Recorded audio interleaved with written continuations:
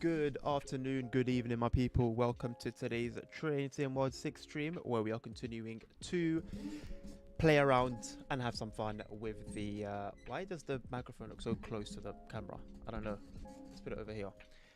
Yeah, we're continuing to have a little play around and some fun with the GWR HST pack.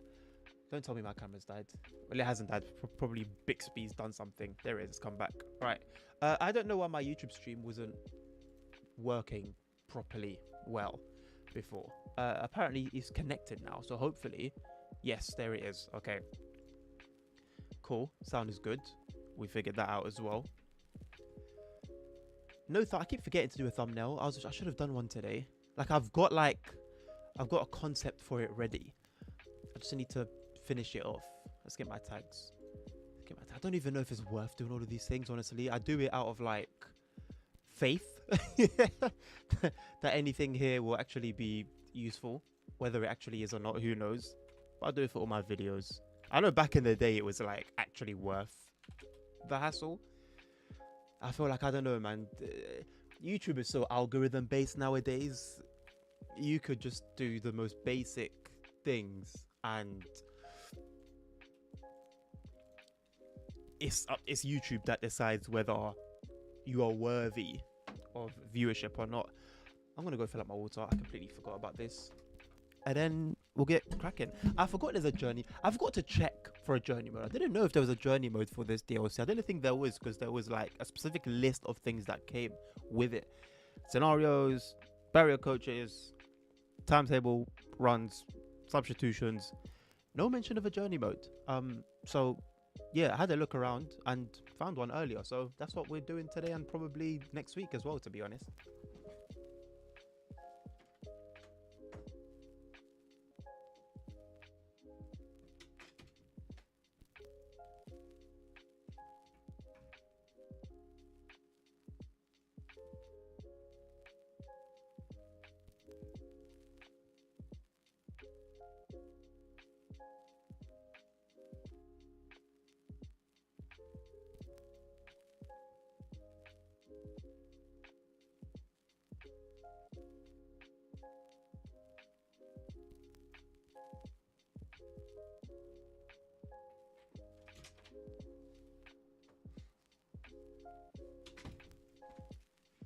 All right, Mark, good evening, my man. How are you doing? Good to see you, lads. It's very warm in here. I'm gonna get my my little fan on. I'm glad it still works, but I'm sad that it's in the state that it's in.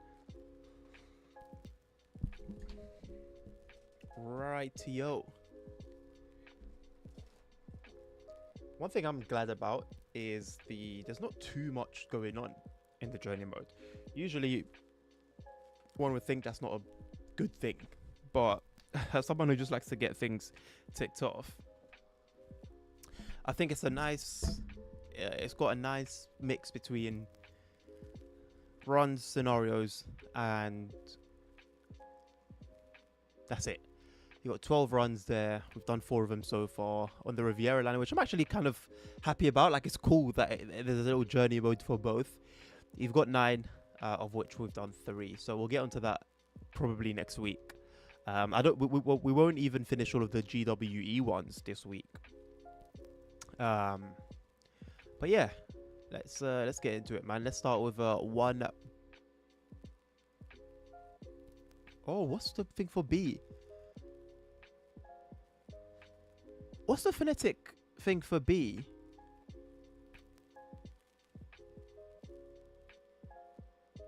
It's not beta, is it? Is it beta? It's not beta. Is it beta? Bravo! That's the one. Thank you, Mark. Bravo.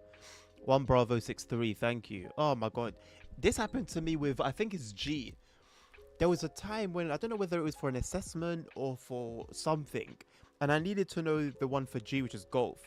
And it just wasn't there in my head. It just departed. You broke your TSW. How have you broken your TSW, Mr. Mark? How's that happened then? Look at that. Love the branding on the District Line trains there. Or District Line, Hammersmith City, Circle.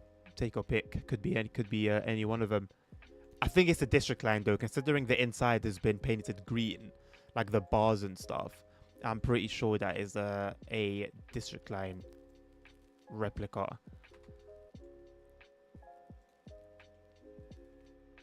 Put it straight to forward. It's going to take the brakes all the way down to initial so that we can depart fairly quickly. I don't think it's raining. If it is, we'll turn on the wipers. One thing I haven't checked with this is if it's got that thing where all the runs in each chapter are on the same date. I really don't like that. Also, I'm surprised there hasn't been a mod yet that brings back the first branding for this one. It's different from, yeah, like the the coaches have it, but something's changed with the power car. My favorite, man. My absolute favorite of all time.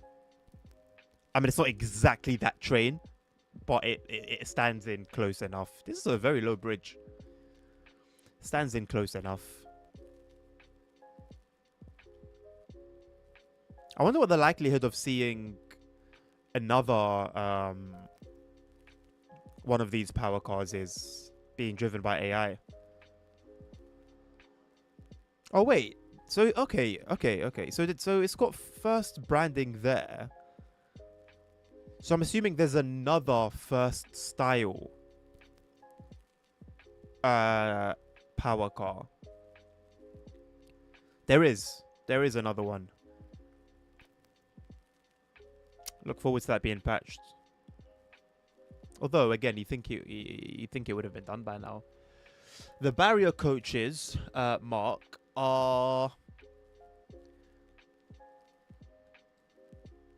if I remember correctly from yesterday's conversation, one for noise, I believe. So to like separate the passenger compartments from the power cars and have like a more peaceful experience as a passenger. It's also used for, they're also not just, obviously that one is for the noise when it comes to this particular one, but in general, barrier cars can also be used for, sorry, I forgot to turn on my HUD thing. They're also used in cargo formations. That one I forgot why. I forgot what the exact reason for that was.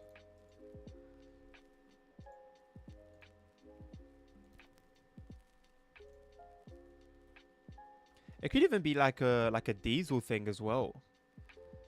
Like diesel smoke, perhaps. Okay. Full screen, thank you. I'm gonna move this for the time being. I'm not gonna be using my keyboard. There we go. Let's go max on the throttle. You thought G was GOAT. Well, thankfully, you weren't put in a situation where you needed to use a phonetic version of G. Hello, Grumpy. How you doing, mate? It's a shame the whole train didn't get done as much as the powertrain. Yeah, that's true, you know. But like I was telling, there was someone that made the same comment yesterday on yesterday's stream. But like I told them, also I have a video coming out 8 p.m. UK time today, roughly 3 hours from now. Like are my thoughts and opinions on the DLC. I would have liked it to have come out before, but life. So yeah, it's a valid. I don't. Would you say it's criticism? I don't think it's criticism. It's a valid point, let's say. But remember that the point of the DLC is like a tribute. It's like a farewell. Like it's still meant to be within the realms of reality, kinda. Like obviously the Intercity Swallow and this one weren't seen, I don't think. Actually, no. 1976 to 2016. So, okay. So hold on a second then. So I think, so is it all these liveries then that one way or another were actually out there and around this time period? If so, then it would have just been the power cards that would have been painted just as a tribute to the HST. If it was a pack where a 80s timetable was added, for example, an 80s 90s timetable was added into the game, then I think it would be valid to call out the coaches not being done. But this pack is very specifically a tribute, as the name suggests, to the HST. And from the badges and the plates on the power cars, it seems like these were the power cars that were actually out and about during that period of time. So I think it makes complete sense that the coaches aren't painted. Now, would it have been cool to have added them into the game in the background? For example, like you could spawn them, the coaches, you could spawn them in, for example, in free roam. That would have been very cool, a nice addition. But I don't think Liam would have been obligated, considering the scope of the DLC.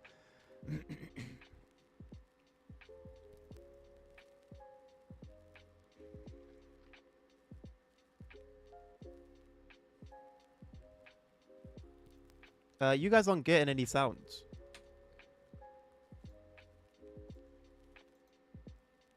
It's because I had to unplug the video card out and replug it.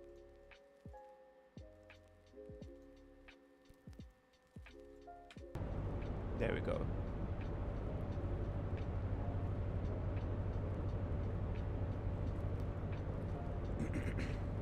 You've been calling train call sign goats. I mean, you know what, Mark? Why not?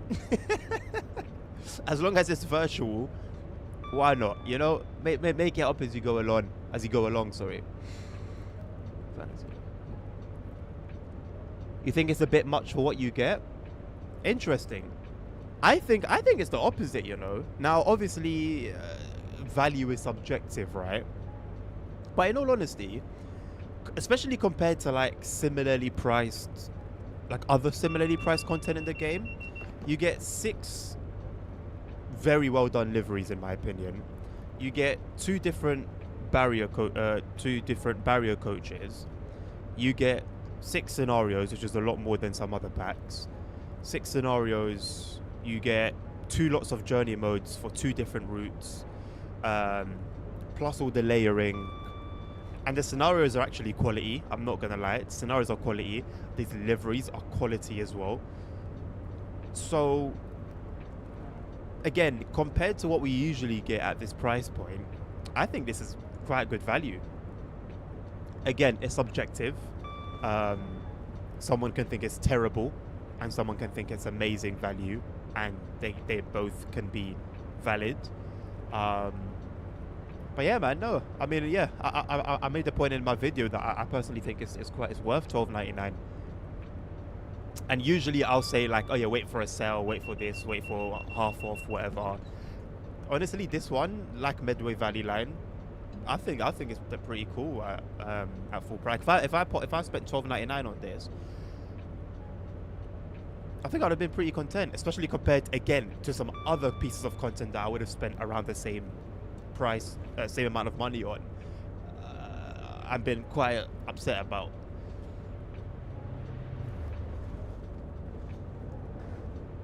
Hello, Mr. Planner, traveler planner. There's a name for those. Travel agent. You're a travel agent. You are your own travel agent. At least for this period of time. Did you manage to sort out the issues you were having yesterday? I need to remember to take my vitamins at some point.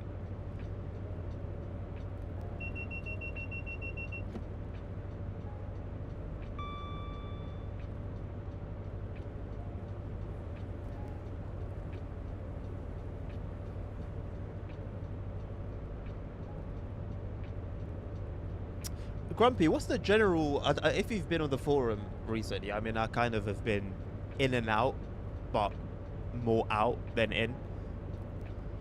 What's the general reaction been to the DLC? What's the general opinion been? I'm gonna go through the forums today while I'm at work, so I'll be proper trolling through everything. But what's like the kind of vibe been so far? Had a Cajun chicken sub with a nice salad, coleslaw, barbecue. Okay, coleslaw. Yeah, I keep like shitting on it, and I do so rightly. It absolutely deserves it.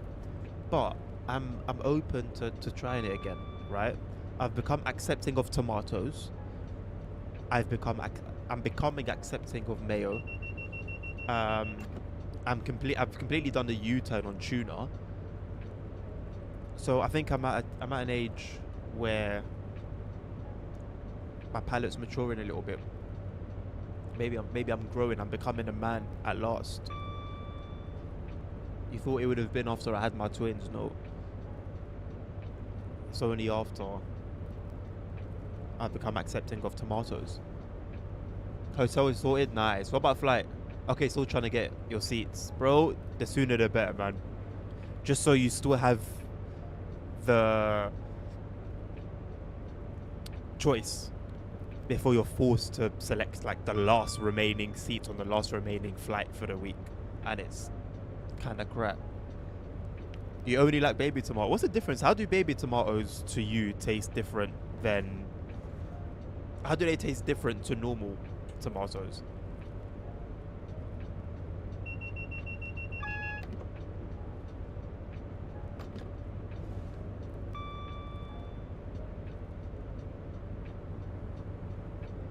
What is that train doing? Oh, it's moving. It was weird. It looked like it was still, but the red signal was on above it. So I was wondering if it had spadded. But then if it had spadded, that would have cancelled my run. Stupidly enough. I don't think that should be a thing. But if I'm not mistaken, it's been a thing since TSC? Talking of TSC.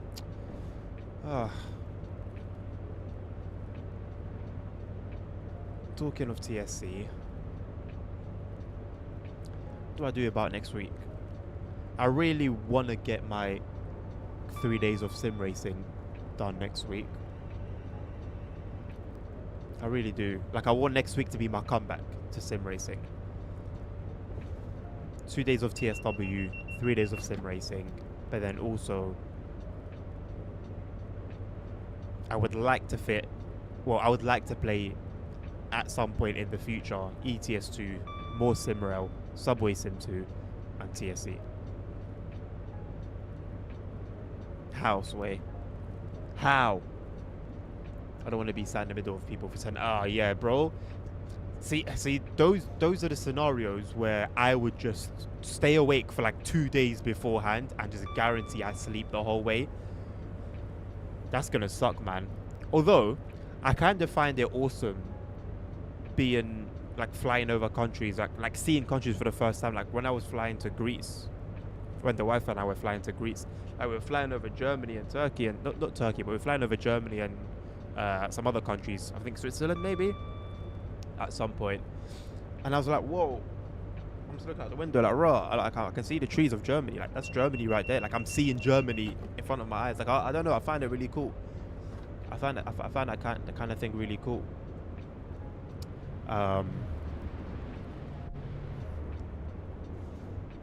So something like that would keep me awake, but then it would depend on how you feel about looking over someone.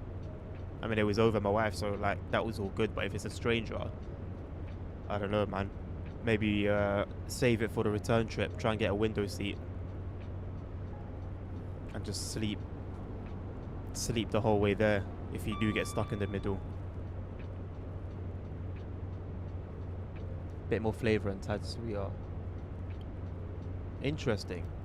A bit more flavour. But see, one of the things that I didn't like about tomatoes was just the burst of flavour anyway.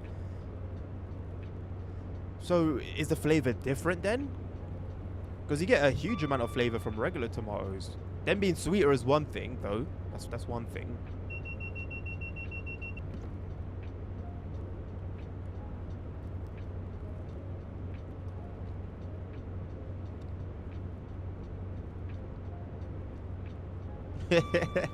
You know what?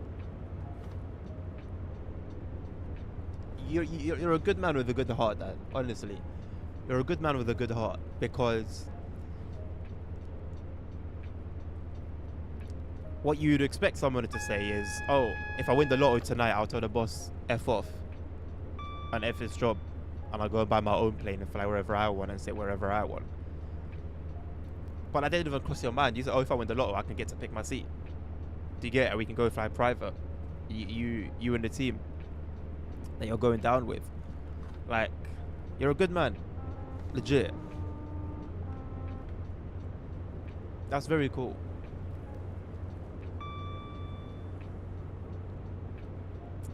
I mean, you know what? Still,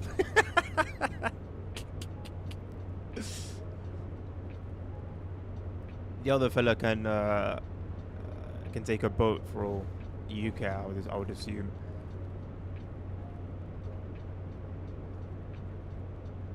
Still, good man with a good heart. Proud of you, Dan.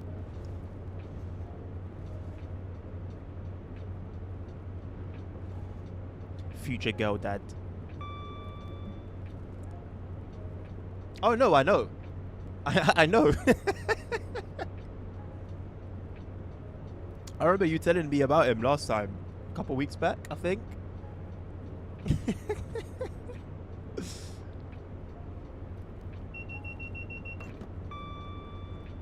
Like, realistically, right, if you win the lotto, you could even tell the boss, "Listen,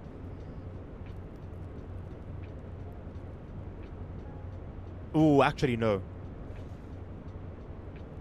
Actually no."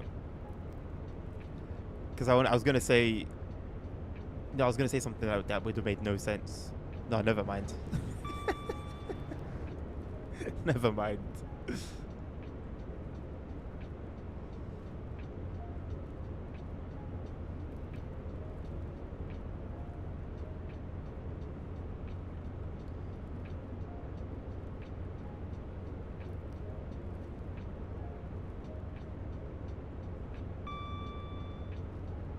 I do consider streaming on Kick every now and again, but I just feel like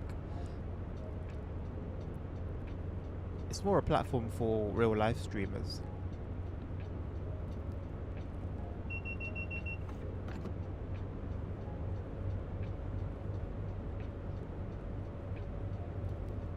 I think I'll do a run on here, a run on Riviera Line, and then a run on here, etc, etc. So that will be, because it's an hour on Riviera Line. I think I'll end up doing I think I'll end up doing an extra run here, because it's about an hour on the Riviera Line, about half an hour here. So that's half an hour, then an extra hour, so an hour and a half, and back here for 2 hours. Oh no, tell a lie. We'll do a run here, run Riviera, run here, then run Riviera. Boom. Amazing Dodo, hello, welcome. Although there are some interesting, I say interesting, there are some depot moves on the Riviera Line. I think there might be a couple here on this journey mode as well, actually.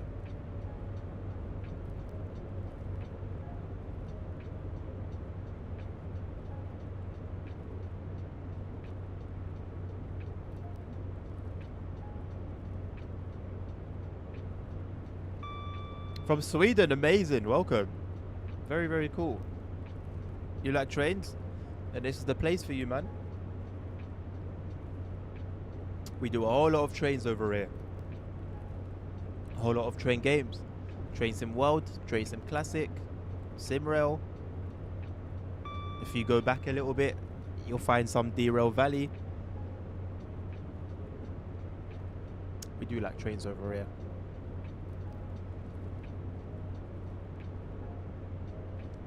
I think some scenic Swedish routes would be quite cool for TSW. Can you honk the train horn? Absolutely. Let's go a bit closer.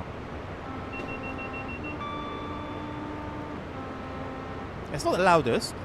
It's not the loudest at all.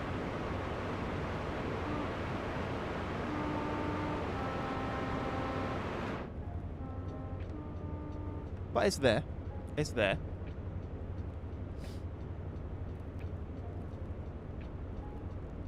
and you've got a whole lot of diesel power behind it, it's got a lot to fight through.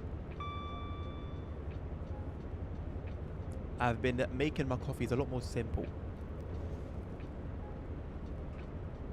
1 tablespoon, Jesus, 1 teaspoon.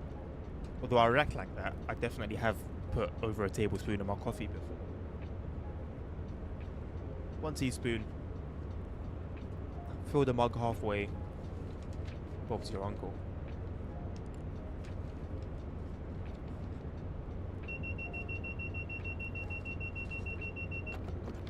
I did press it.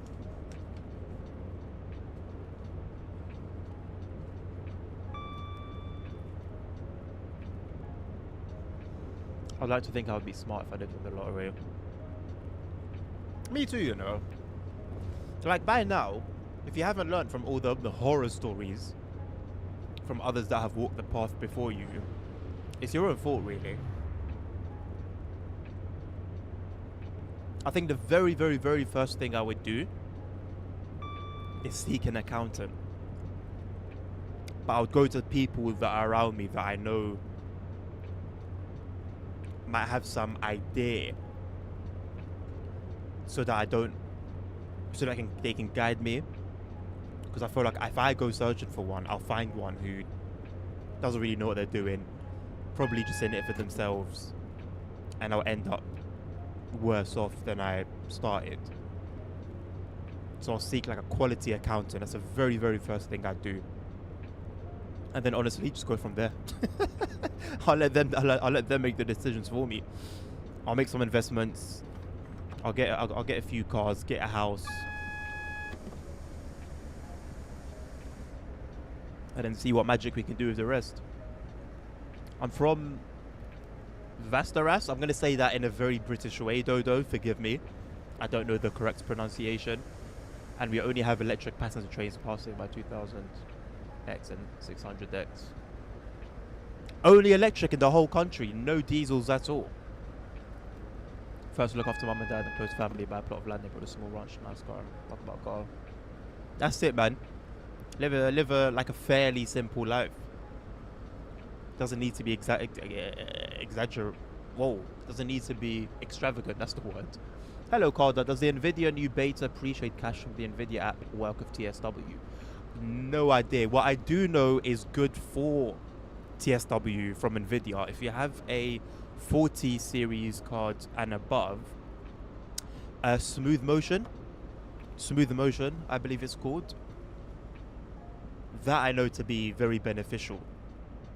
Even better than like the lossless scaling app. So that could be worth a punt. You can turn that on for TSW. But as for the appreciate cash, no idea at all. Vasteras is a cool city. I'm from there. You search on video. Perfect Swedish town. But you see, but you have to say that, isn't it? You have to say that because it's yours. I'm sure, honestly, any town in Sweden, it's probably going to be a much more pleasant experience than London. There would be signs rocking up to go to work in a Rolls Royce Cullinan.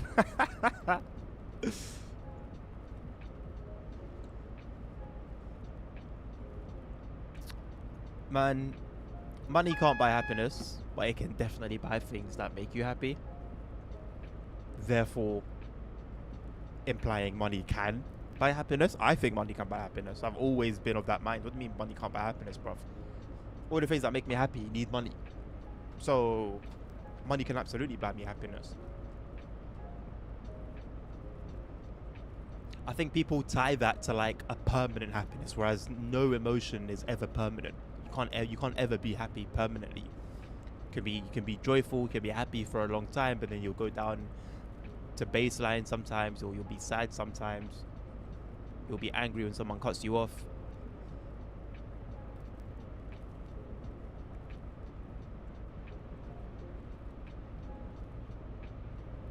But a moment of happiness or a moment of joy, money can definitely buy that.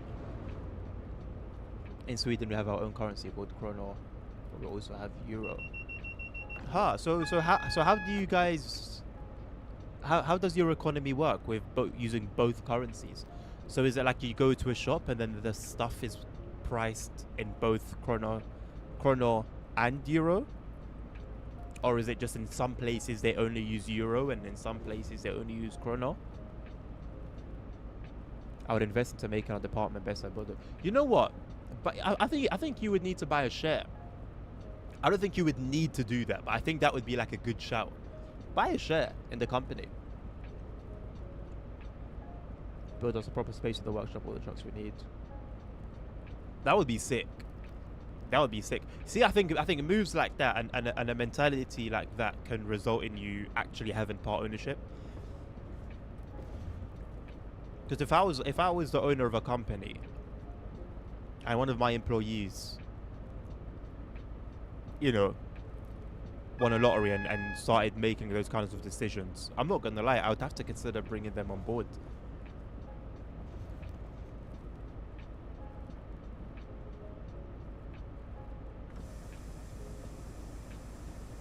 Els, raw. I feel like it's been time, bro. Where you been? Working, innit? Working. Hope you've been good, bro.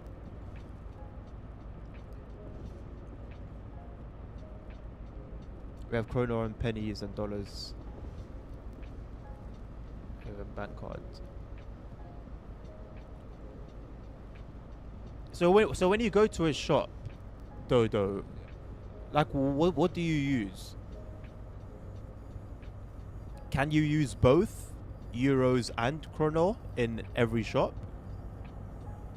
Don't buy a share in my company's drop. So really, is that due to like just lack of like revenue?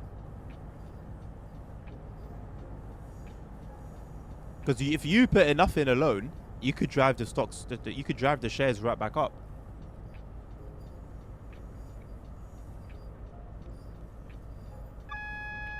I'm gonna take a little bop around Reading Station, the upstairs bit, just to see how it compares to the real thing.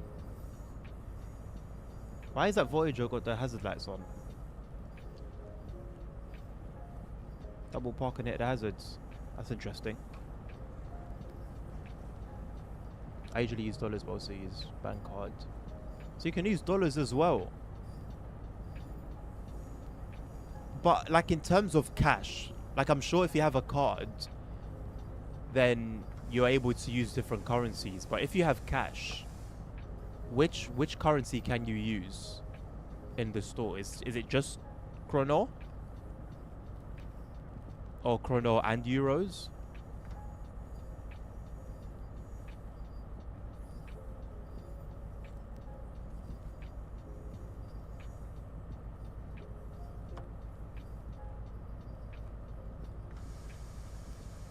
Also, on the way to Reading, I was just looking at the tracks and the infrastructure.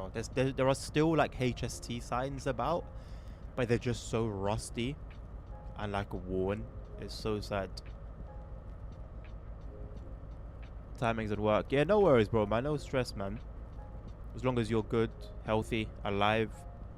That's it, man. Can't take that for granted, bro.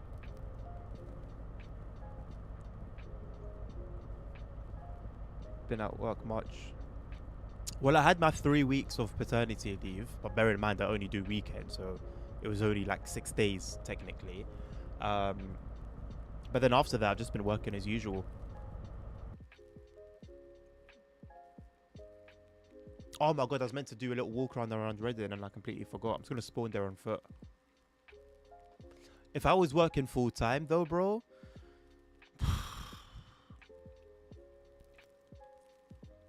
The funny thing is, I've even been playing around with the idea of going full time, just to have that like financial freedom.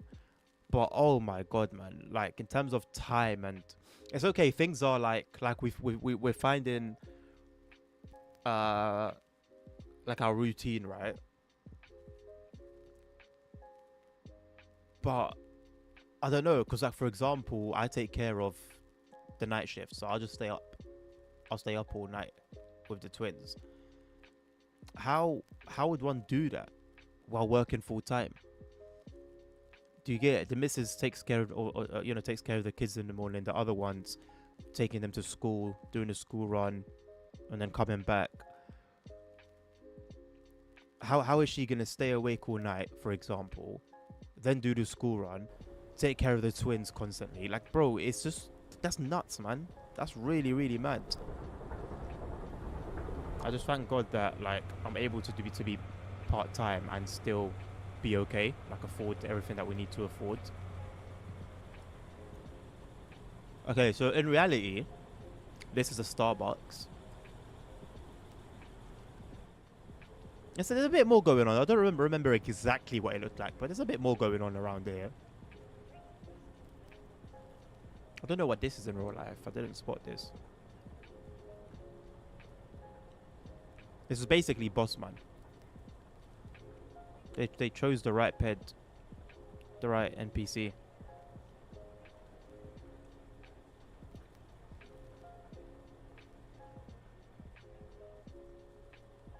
In all honesty, in reality, this is darker. This is a lot darker in reality, I feel like. But yeah, anyway, it was cool. There was a 387. There was a 387 on this platform. There was a Voyager. Where that train is, there was a Voyager there. It was cool. There was a 166 right at the very, very, very end. Guten Tag, Blugger. Welcome. Yeah, it was cool, man. I enjoyed it. Enjoyed my little trip. Sales and falling reputation to release something that was really needed, or to be honest, throughout, and it's like they've gone and done the same thing again. Yikes. So it's actually like legit. He's basically Swish. Oh god. Interesting though. That's very interesting. Morocco is similar. They use dirhams, and also what's the other one called? There's like another one, but it's like older, but they still use it often. Rial. Something that was standard on the older version of this particular truck was somehow forgotten about, wasn't added to the new one. So basically, it sounds like the TSW. It sounds like the Dovetail games of the forklift world. Interestingly enough, then throwing a full-time idea out the window. Then Els, I'm toying around with the idea in my mind, bro. I am thinking about it.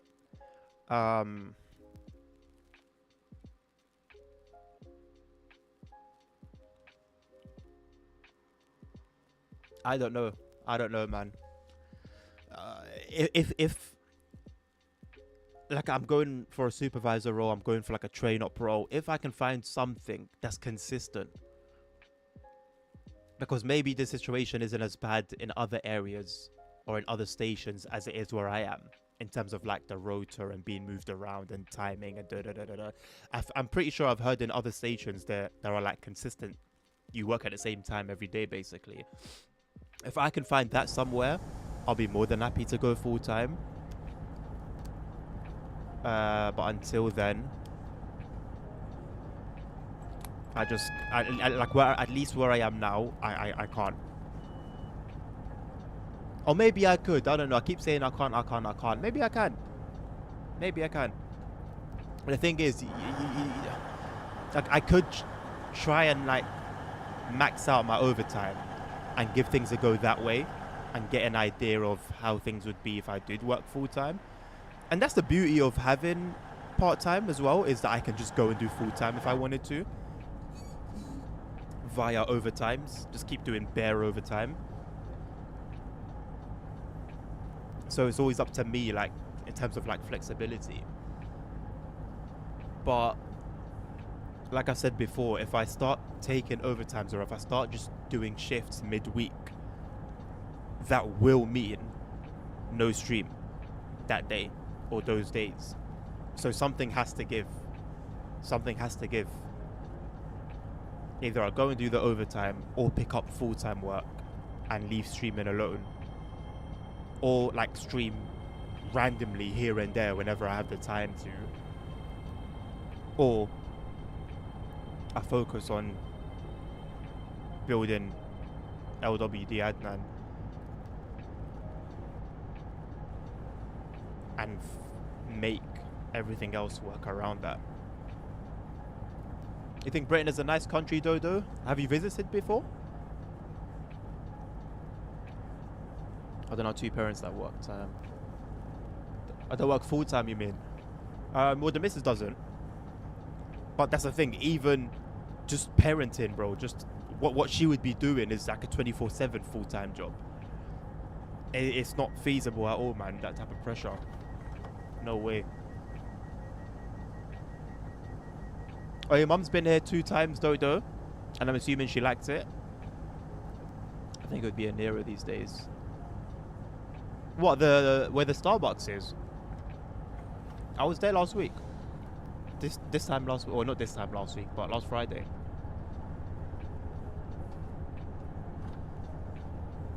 Hello, Nabil. You're on the train. Hope you're having a pleasant journey, my man. How are you? How is Britain like? How does it look over there? And what weather is it right now? Well, the weather is cloudy. Well, I can only speak for London at the moment. London is fairly cloudy. There's a bit of wind. But it's not cold. It's not cold. Just a bit of wind and it's a bit grey. When you say how does it look, I'm not quite sure exactly what you're looking for. I guess just Google pictures. Britain looks very different compared to where you are. Whether you're in the countryside or the city or a village or a forest, it can look very different.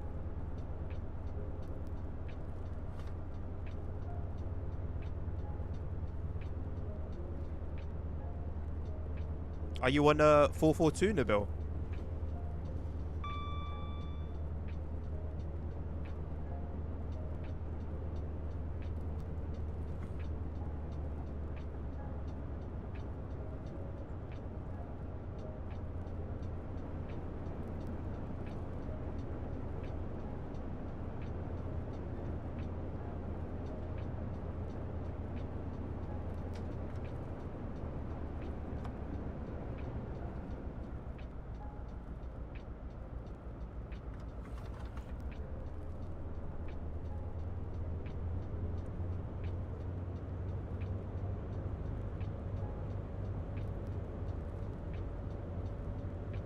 On the map, there's a place called Penny Come Quick. Penny Come Quick. Wonder what the history is.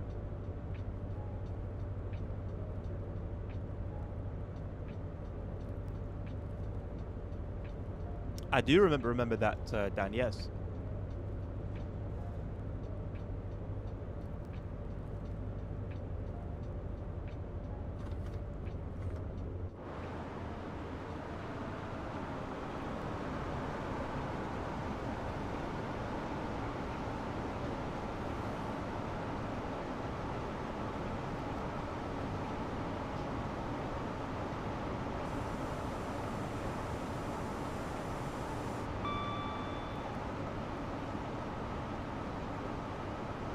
You've reached pinnacle status. Wow.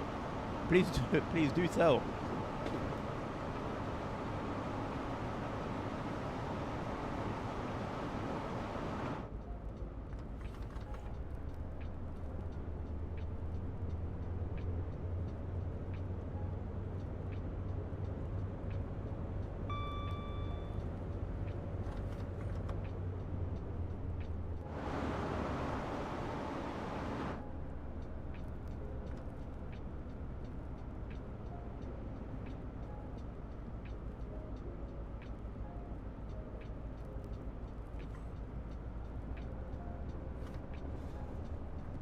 We were talking about the barbecue sauce and I was like, did they change it? He said, no, not unless they added more sugar or something. I go, maybe just because I haven't had it in a while.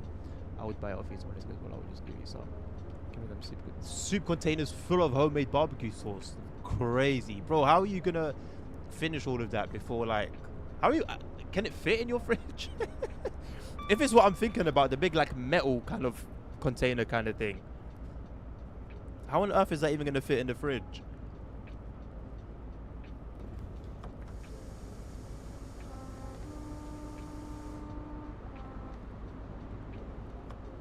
That is pinnacle status. I'll be honest. I do.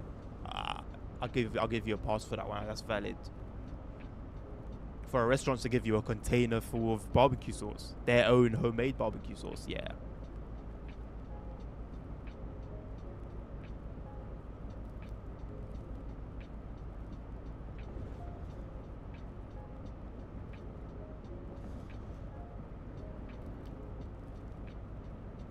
There would definitely be some big dick energy taking a girl there and just flexing your relationship with the restaurant and everyone there.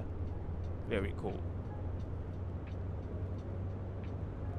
And the cardboard round thing, okay, see, now you've thrown me off. I was thinking the big metal containers they've got in the kitchens that they like keep over hot water to keep stuff warm.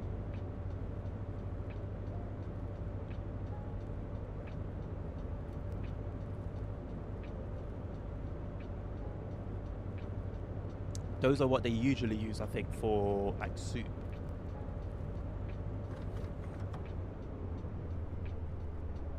And the like.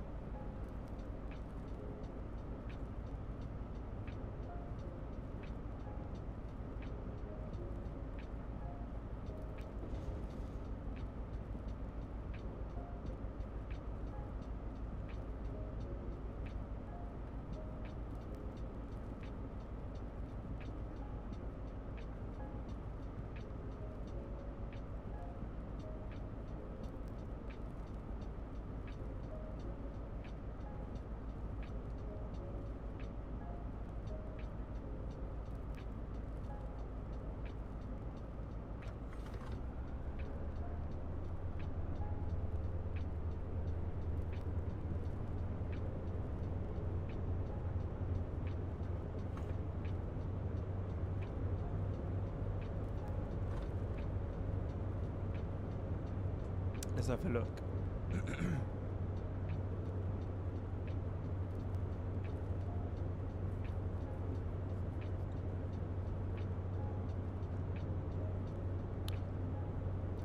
Oh, right, bro. I thought you were talking like, you know, the big ass container, like the big ass bowls, like the big metal ones they actually use in the kitchen. I was thinking that. I was thinking, Jesus Christ. No, this is solid. This will last you like a month plus easily. That's a lot of sauce.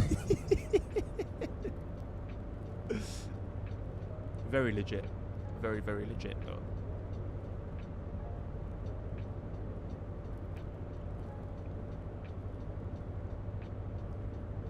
You could like incorporate it into like the food that you cook as like an ingredient and see what magic you can cook up with it. And then you take that idea back to the restaurant and then you impress them even more. Half a liter.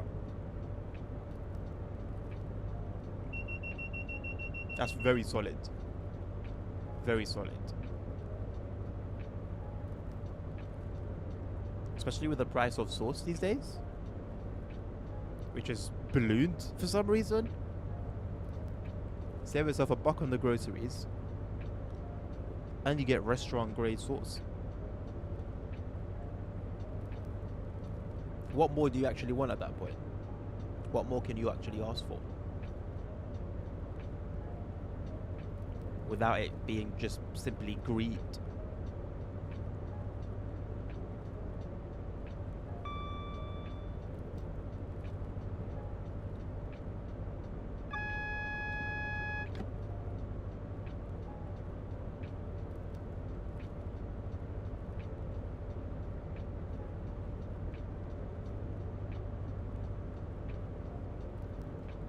Not asking business wiser. What do you mean?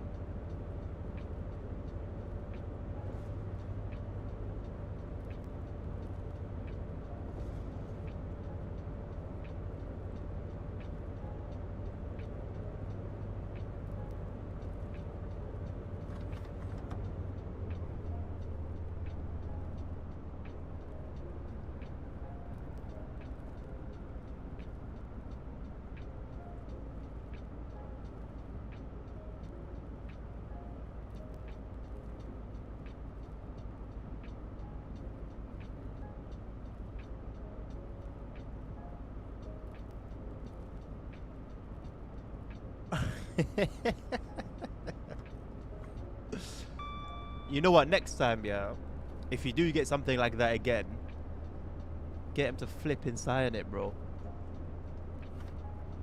Look, signed by the owner himself. And then flipping, like, take it with you to work, you know, whip it out in the kitchen during break time. Just fucking slam it down on the table. Make the biggest deal you could possibly make out of it.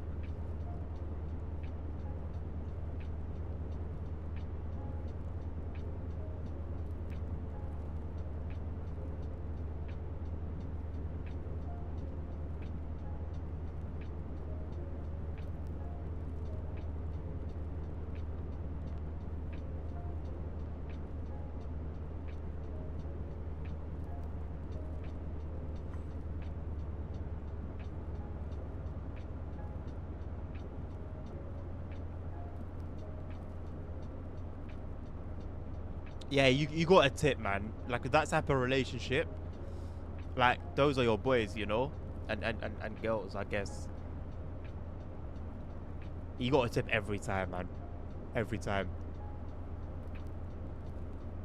I would never say it's, you know, compulsory, like it is in the US, for example. But in this particular instance, like, that's for people, man. You gotta look after them like they look after you. Just a little tenner, you know, just a little tenner as a nice gesture.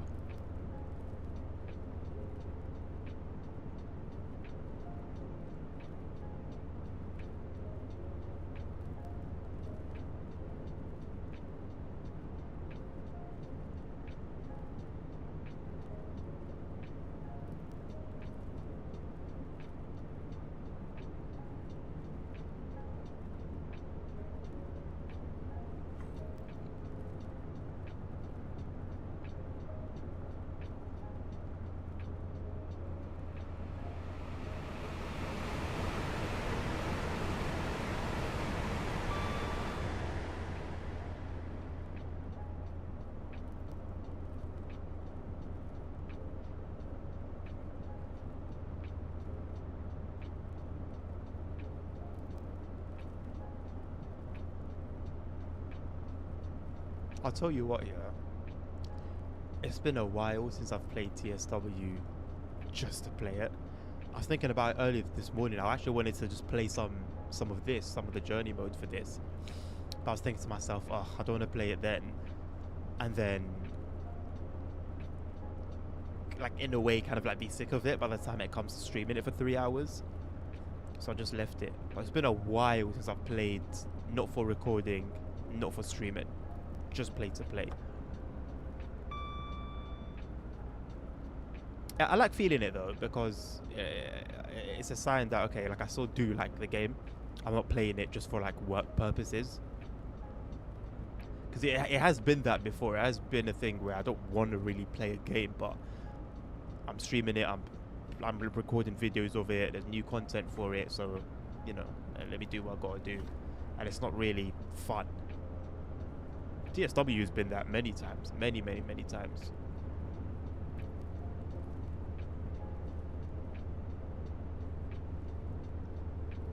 I did do what I always wanted to do in that restaurant. I always wanted to pay for someone's meal.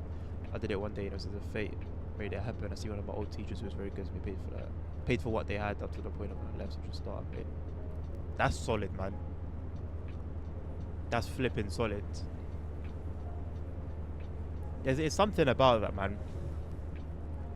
Something about doing good for others. It's like it's our purpose ultimately. So like it's a God-given purpose to love actively other people. And I guess it's just, I don't know, it touches something like deep within when you do get to do that for someone. It's nice. It's a really pleasant feeling. Really pleasant.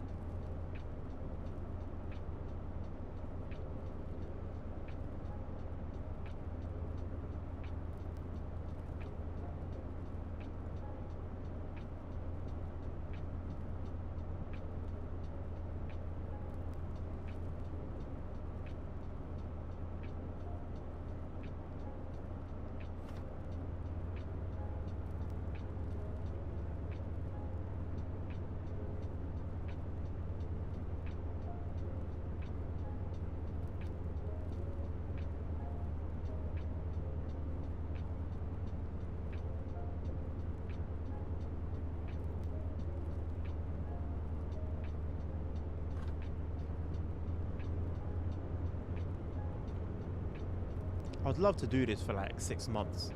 Be a trade driver here. Won't be driving HSTs, of course. It'll be the IET, but just I don't know. It's just nice, man. Like I was thinking about the when I was on the train to Reading. I was in the Elizabeth line, which obviously originates in London. Well, one end of it is in London. Goes all the way to Reading, all the way out into the country. I was thinking to myself, like, oh, what a cool experience that must be. Although, like, you're underground a lot in London, you're still within London. You're seeing the stations, and then obviously you get above ground around Paddington. You're seeing everything there, and then you go like into the country. It's just a nice change of pace, nice change of scenery.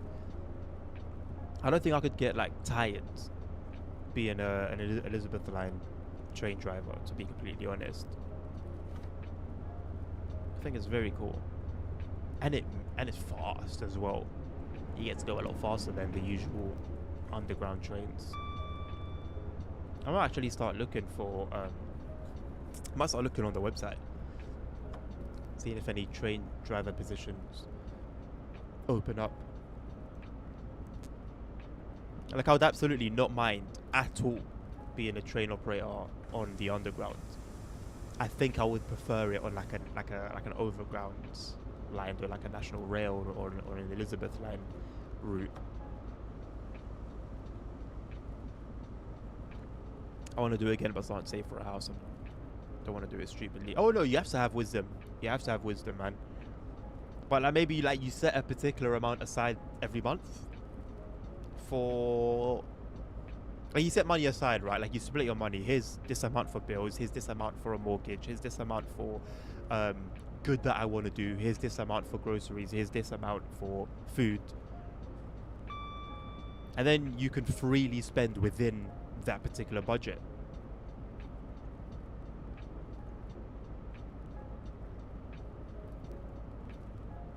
I guess you just let yourself be led, right? Like, wherever you are that you want to do the act of kindness, you go where you feel you're needed. You can call it intuition, you can call it an inner voice, you can call it the Holy Spirit, call it whatever you want, but there'll be a feeling. And if you can like listen and tune in to that voice, then you'll be exactly where you need to be, doing exactly what you need to do.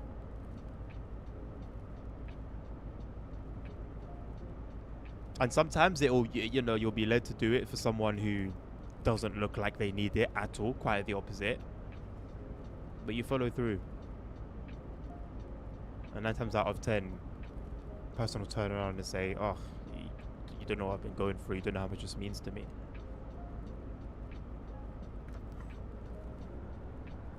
It's very easy to use unconscious, not to use, but it's very easy to have unconscious bias. Funny enough, it was a topic yesterday during my training.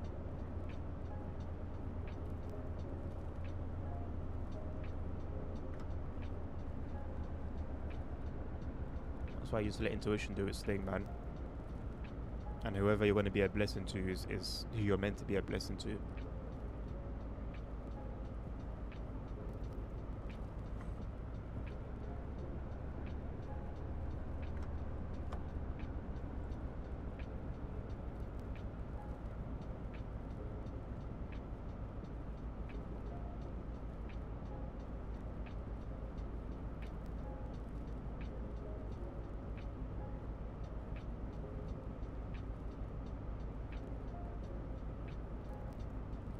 The little pool thing for the blinds keeps catching me out, and I keep thinking it's like a floating island whenever there's just sky behind it.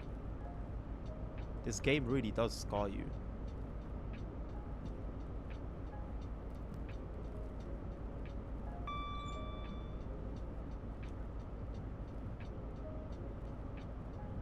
Going underneath the A385. Some dual carriageways, they might as well just be motorways. Like, I don't really get it. I was driving back from Brighton the other day, and we went from motorway it's a dual carriageway, but the dual carriageway just looks exactly like the motorway, and the speed limit was exactly the same. So why isn't it just a motorway?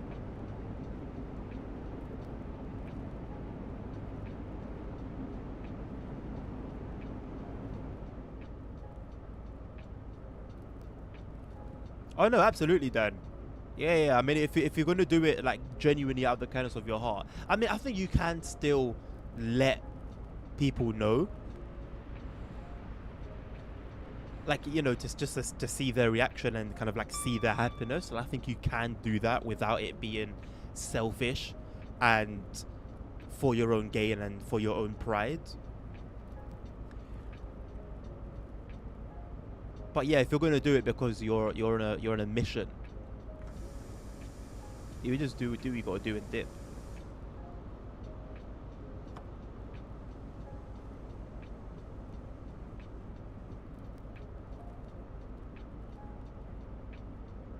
There are so many opportunities, man. Like, even if you're going through a drive-through, for example, you know, you pay for the people behind you. You don't know who's behind you.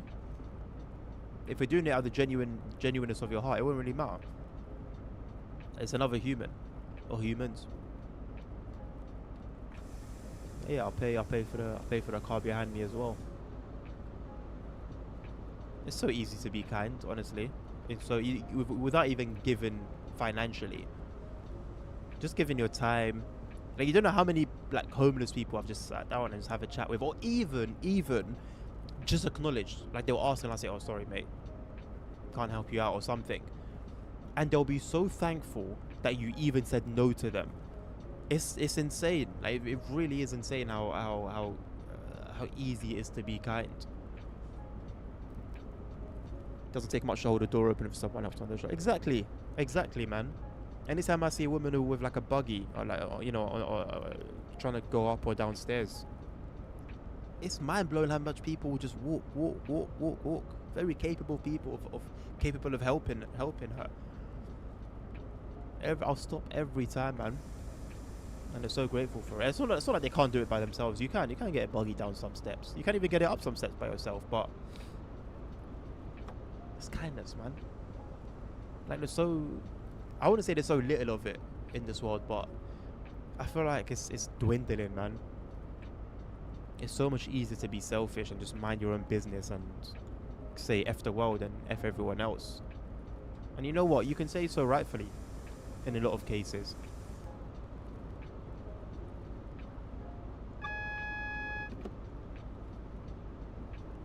But that's not what we were created to do.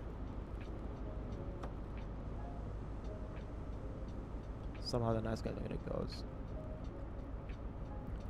There's a lot more in it, Dan. There's a lot more in it. I'm a nice guy. I've got the best woman in the world. There are a lot of men who are nice guys and have got women.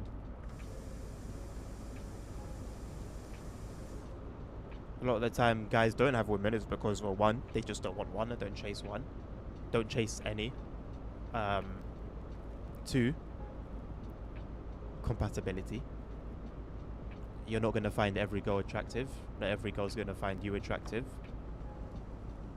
Like, my wife thinks I'm very good looking, but for the majority of my life, I've really gotten it for my looks. So, you know, it's very subjective. Sometimes it can be character. Some people don't realize that they don't really have a great character.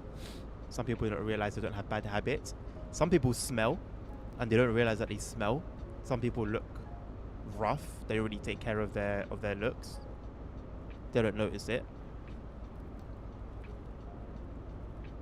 Like, it's never just, like, I understand it, that whole, you know, it's a very old school thing, like, oh, girls don't like the nice guys, they just like the bad guys. But as I've grown, I've learned a whole lot of things about women that would have blown the mind of my younger self, in all honesty.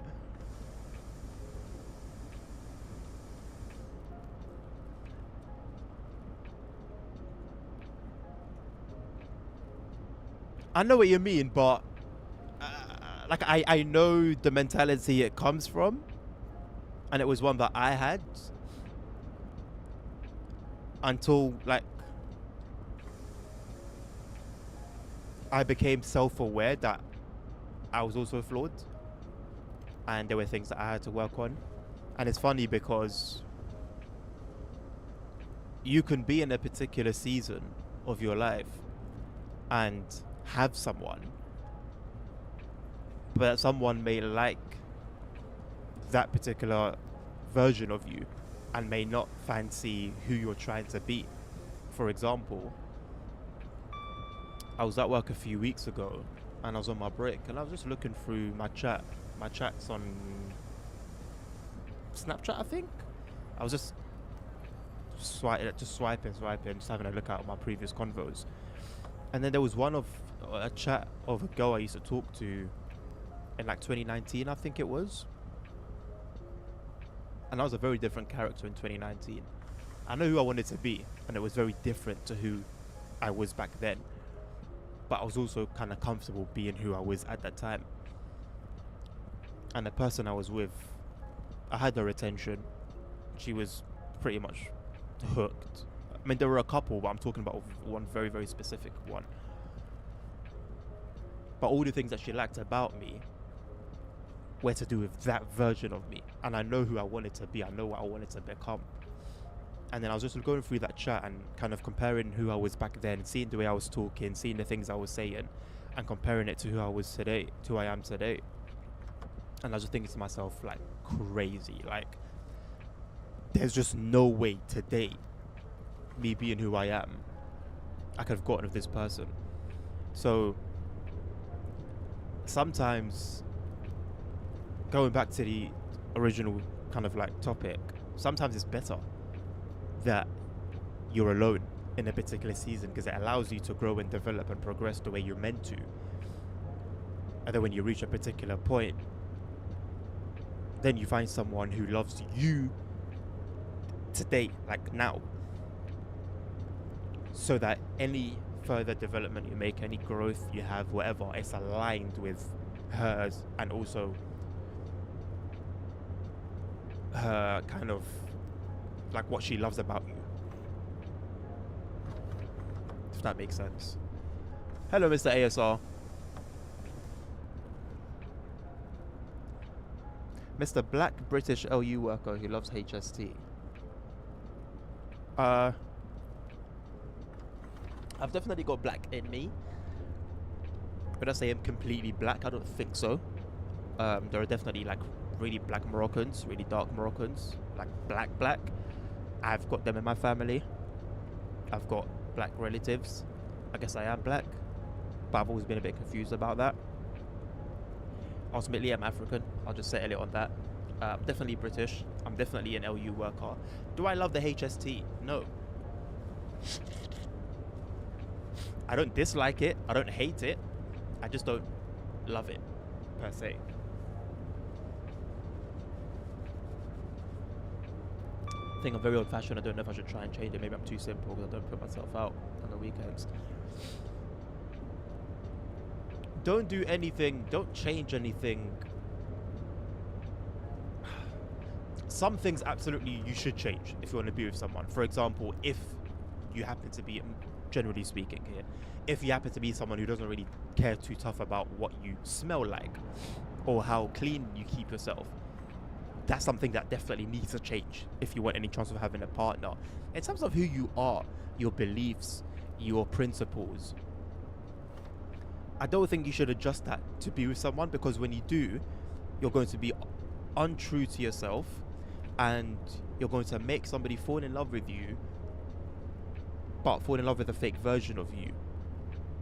And as long as that's not truly who you are, you're never going to be comfortable in your skin, and that's going to reflect in the relationship. And that's how like divorces happen, that's how breakups happen, because somebody's either try to change themselves and be who they're not, or expect somebody that they're with to change.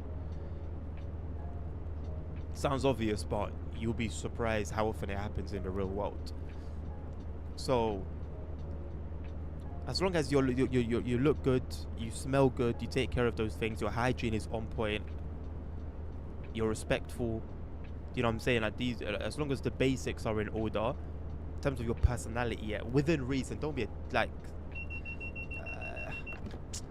be nice, be polite. You know, there are some guys who are like rude to waiters and waitresses, for example. Don't be like that. Like, yeah, that's just somebody's character, but then that's a part of a character that actually should change. Don't be like that. Just be yourself. Be good for humanity. Be a good human being. Have a positive influence on the world. Stick by your principles. And it's my duty to say, you follow Christ, and all of those things come to you automatically. You let yourself be molded as Christ wants to mold you. So at that point, there's not even any pressure on yourself to change. But if you know someone who doesn't have that faith, then I feel like if those things are in order, you're good. Whoever you're gonna find, they'll be the one. And I'll tell you, from experience, trying to be with someone who you know doesn't fit who you are and who you're trying to be and where you're trying to go, and you know that it's just for the moment, but you're trying to force it. That's one of the worst things you can do, man. My frames have dropped horrendously. What's going on, man? Bro, it's 60 FPS outside. It's super smooth. I'll go inside. I'm running about 5.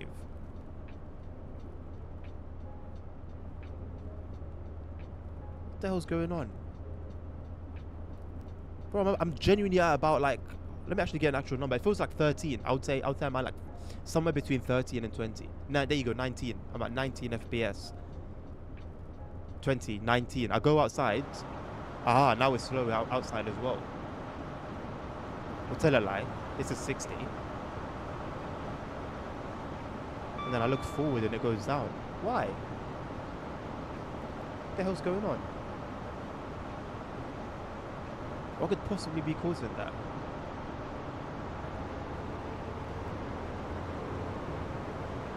It's something in this direction. You look here is fine. You look here is fine. It's something from here to there. Something around this whole area ahead of us is causing a huge frame drop. Someone get me a 5090. Maybe I need to start a fund. 5090 fund. Ian, hello mate, how you doing? Today there's a Simra update. ASR, a good Simra update. Unbelievable, mate. Unbelievable. A good, like a meaningful Simra update. Good stuff from them. I do want to, like I did say I wanted to play it before, but I want to play it more now, just to check out how things look and how things play, performance. See if I can turn up the settings a little bit. I think things are becoming too situational as well. Just giving your girlfriend, wife, mum flowers. Should do that every week. I mean, you should do it every week. You're not obliged, and you do run the risk of it becoming. Like, what you don't want to do, right, is make something special not special anymore. I think if you do something constantly, something like weekly or daily, it will always be a nice gesture, but it loses its effect. Something like that, I would say you do spontaneously. You don't leave it too long before you do it, but you also don't do it so often. Then the best way to go about it is do that spontaneously. I need to sneeze. Bless me. For years I thought I had to change and it wasn't really working. To find they want to stop trying to change, find someone straight away. Bro, literally my story. Literally my story. Mine was a bit more.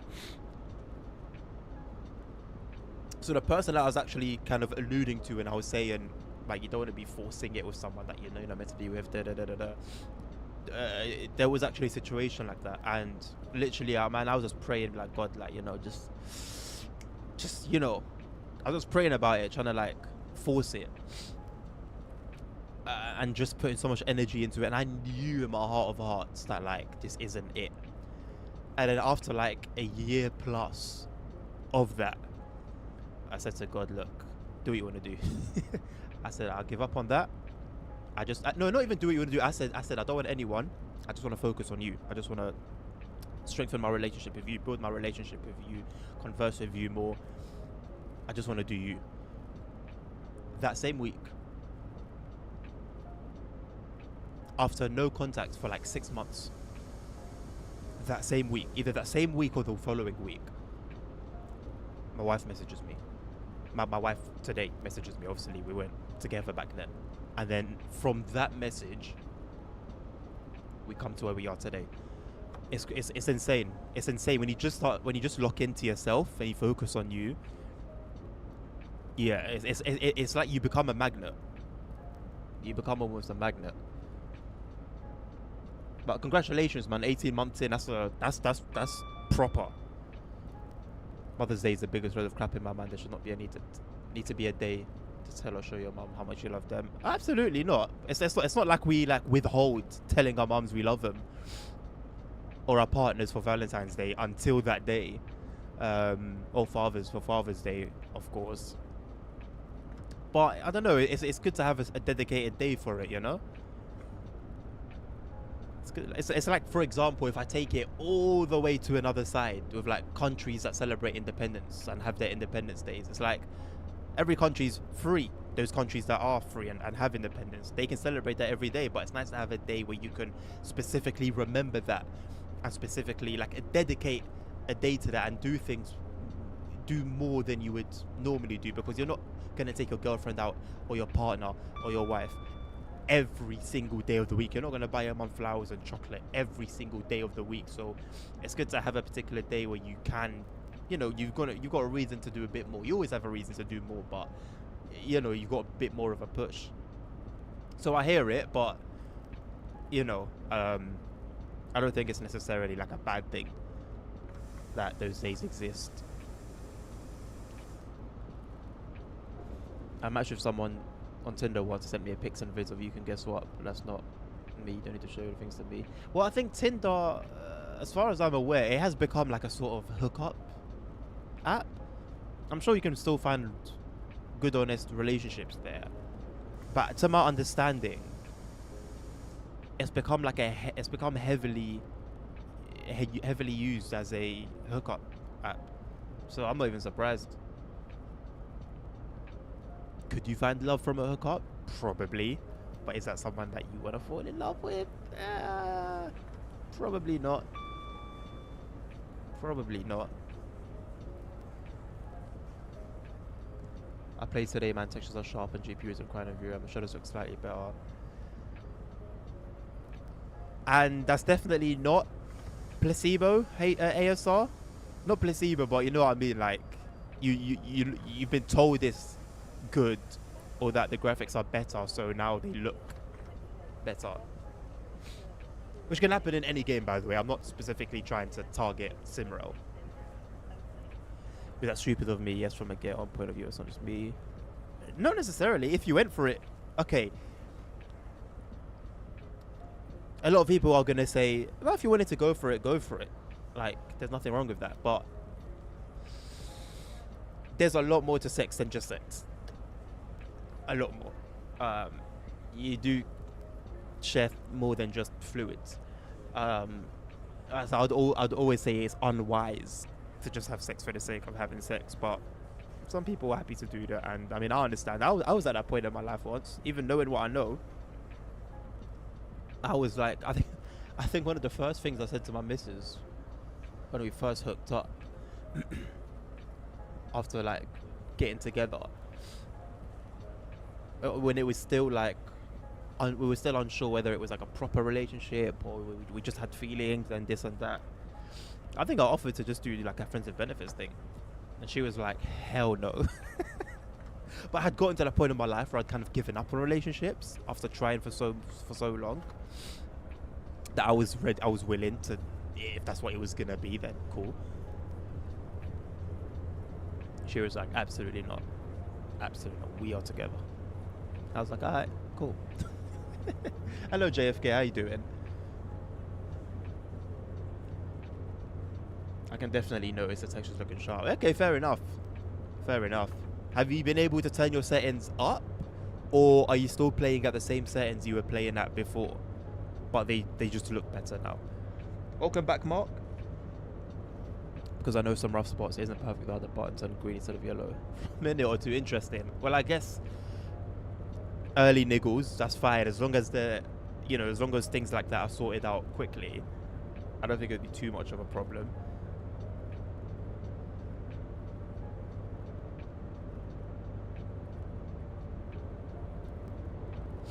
My frames have been really interesting this run. Really interesting. Not good. Not in a good way at all. I don't know what it's to do with, because I've done 3 scenarios on here for this pack and they were all great. One of them was in heavy snow with fog. So if we're going to talk about performance hits, it's not really going to get much worse than that. Anyway.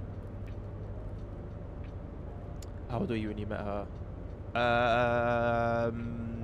26? I had just turned 26, I think. Because I'm 29 now. Basically, it all happened quite quickly. We got together, we got like officially together, let's say in October of 22. And then I proposed in February of 23. So that's what, 4 months later? Then we got legally married that June. Basically, within a year of getting together, we had gotten married and done our wedding.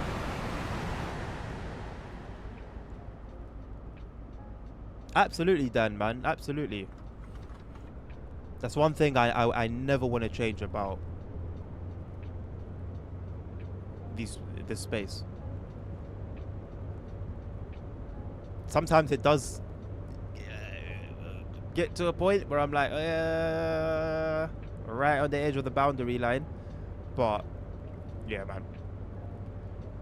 It's literally what happened to me. I tried the whole FWB thing. She was not having it. But hey, that's how you know you picked you picked a good one, Ian. That's always a good sign, bro. That's always a good sign. You know what's crazy as well is like I was never down for that. Like in the years that you'd have expected, like that guys usually are into that, like teens, late teens, mid to late teens. I always said, nah, man, I want to go. Like I want a partner. I don't just want to muck about. And then when I finally decided, actually, I think I do want to muck about, that's when the door just closed in my face.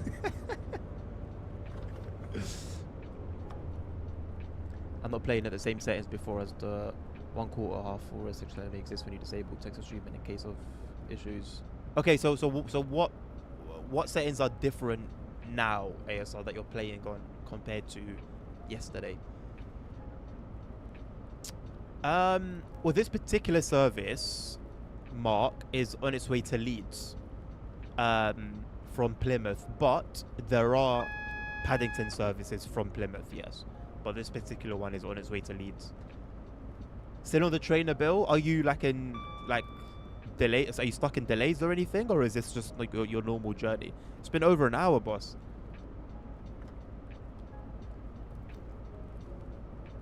Absolutely, Dan. I've never been concerned about you, mate. I've never had that concern.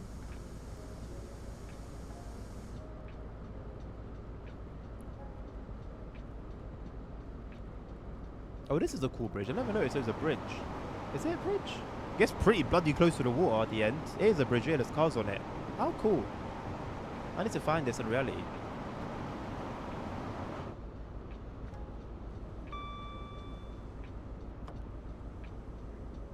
Guessing cross country. No, mate. Great Western. It's a Great Western service. With a rare power car. I say rare. I am doing the journey mode for the DLC, so we're gonna get one of those liveries every single time. But in reality, well, I don't know how long they ran for, whether it was to the end or not. But at some point, they existed, and we're rare. Full at level crossing.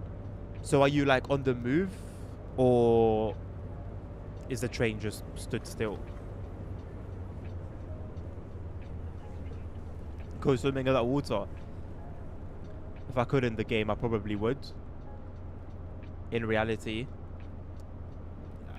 I have vowed to myself to never swim in UK waters, except swimming pools. I'm okay for well, I went in up to my knees at Brighton this week. That's the most I've explored the sea. Actually, it's my first time going into it in any way, shape or form. The most I've done before is just feel the water with my hands. Goodness me, it was cold. Oh my god, it was cold. And there were people that were actually swimming. Just full body swimming. My feet hurt with how cold it was. Stand still. How long has the train been completely stood still, Nabil? Have people started panicking yet? You can just put your camera down there. You know what? The water here, mate, is better admired from afar. Not gonna lie. The closer you get, the more you regret. The closer you get, the more you regret. Alright, Dan. Have a lovely weekend, mate. It's been great chatting. Thank you very much for stopping by. Now you have map streaming. And then there's map streaming memory budget, which decides how much VRAM to use. Okay, but it's all done automatically, right? Like there's one setting that you can change, but by default, it's on. The front of the train says 43001, the number plate inside says 43002. You're right. Well, interestingly enough, it says 000. It says 002 here, and then 001 at the front, and 002 inside. I think there was somebody brought it up on the forum, and there is a reason for it. Now I don't remember what the reason is. It was an odd one. I remember that much, but there is a reason for that. That's not a bug. It's not a bug. There is a reason for it. I don't bloody remember it though. So yeah, it could be worth doing some digging. You might find the info on it. UK water is so cold, but it's not bad. Went in for like a minute. Oh man, but like okay, but this was. It was cloudy. It was raining a little bit, and like it was like wear your coat type of weather, right?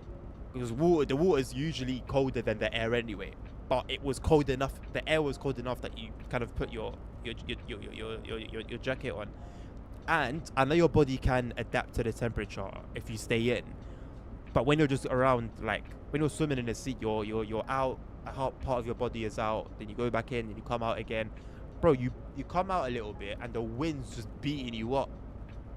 How do you not suffer? That's torture.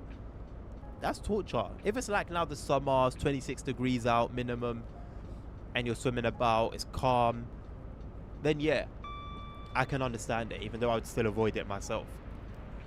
It's more so just I have in mind like that UK waters are dirty. That's just like I just have that embedded in my mind. I know it's perfectly safe to swim in the sea. I just have that thing in my mind. So it's like it's more that than just me being worried about the temperature. I've swam in like in Morocco. I've swam when it's cold, when it's been cold, like early morning. The water was just beautiful, no waves, crystal clear. It was cold, and I've swam, and oh boy, you feel it. But I just can't do that here. 15 minutes what we're at moving as well. Okay, 15 minutes. 50. You know what? I was gonna say 15 minutes isn't too bad. Standing still on a train, 15 minutes feels like forever. In Wales, we don't pump anything into the water, so we know it's clean. You know what? Yeah. I think I'd be okay with it there. I'm thinking more like south of the UK. And I live in London, where you see the Thames so often. And I look at that, and I know that it filters out into the sea. Ah, it's just not really something I want to be involved in, really. I think that's the biggest thing. It's the Thames. Seeing how flipping filthy that thing is, and then knowing that it goes out into the sea. And you look, I know the sea is like the sea filters itself, just the way it naturally is. It filters itself. But no, thank you. No, thank you.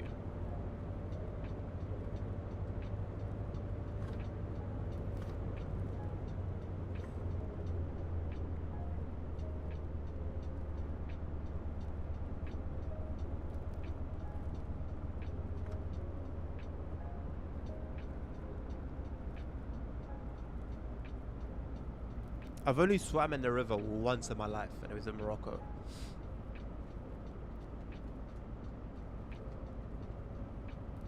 I was very, very young. It was fun. It was cool. Wouldn't do it again. Wouldn't do it again. But it was a cool experience. Like I'm happy to have had it.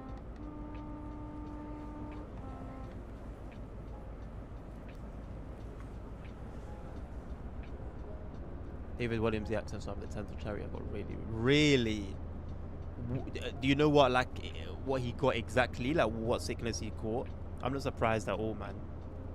Not surprised at all.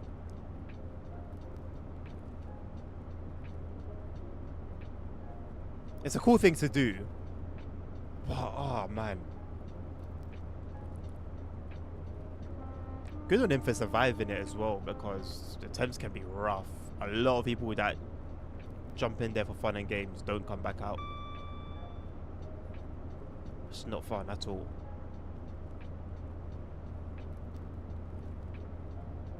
The wildlife in there is cool though. You won't really see them in London, but there are seals closer to the sea end of the Thames. Seals, eels, sharks. I saw a shark when I was at Brighton. Baby ones, but it was cool seeing a shark nonetheless. I remember seeing a bunch of them when I went to Hastings as a kid for a school journey trip. And I was like, whoa, there's sharks. And I remember I would tell like people like as time went on in school and stuff, and they wouldn't believe me. That would mean we've got sharks. I'm like, bro, we've got sharks in the UK. Maybe I should have mentioned that they were like quite small. That would have made it seem more realistic. I'm sure when I told people there are sharks in the UK, they instantly thought about great whites.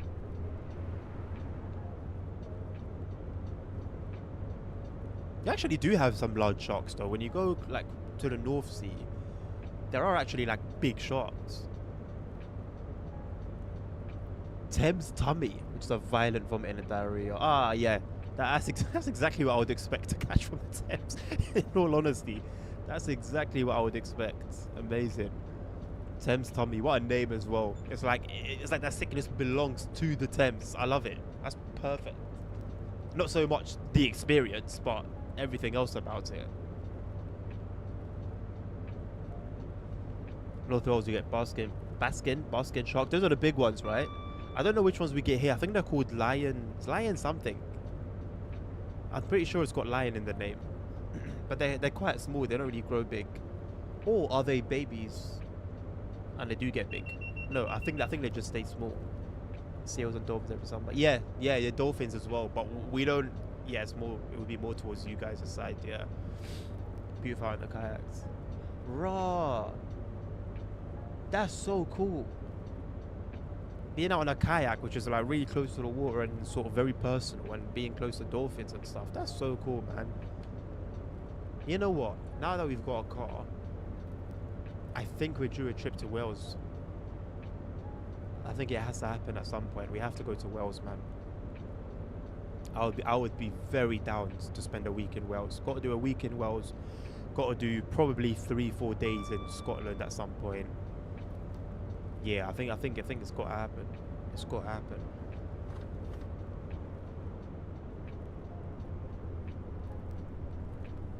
There's not really anywhere else. I'd like to go to Ireland.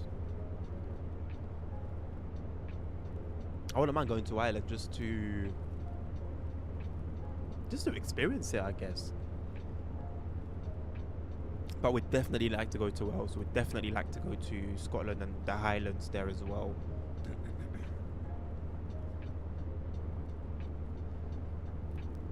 No excuses now.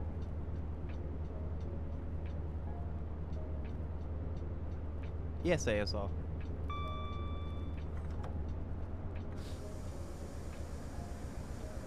I think a drive to somewhere in France, maybe maybe the countryside in France, would be quite nice. Not quite sure how that all works with insurance. I'd have to check.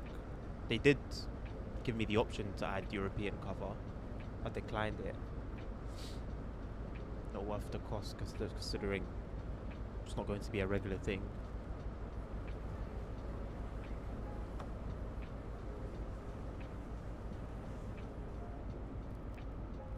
Can't be if the weather's nice. It's raining. Yeah. If it's raining, it's a very gloomy place on summer's day. Yeah, no, both of those trips. Well, the Wales trip has to happen in the summer. Has to happen in the summer. The Scotland one, I don't think I mind too much. It couldn't be the winter because I would like to actually see the ground and not have it covered by snow. So any season that's not winter, basically, as long as it's not snowing, I wouldn't mind when we go to Scotland. Ireland as well. I think I'd like to go to Ireland in the spring, if anything.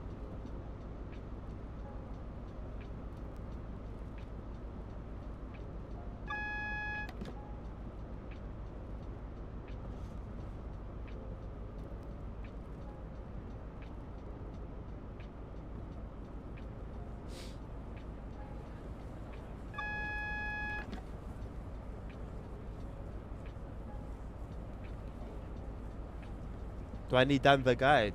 I will definitely have to have a conversation with him. Definitely. I think it would be quite silly going to a country and not sort of talking about it. Hello, Little Sinker. Thank you very much for the raid, mate. How you doing? Hope you had a great stream. It'd be very silly to go to somebody's country that, like, you have a connection with and not go to them and ask them series of questions. Like, I feel very offended when someone goes to Morocco that I know in real life and they don't tell me beforehand. Like, bro, how do you know what to be careful of, what to be careful of, who to be careful of, where to go, what activities to do?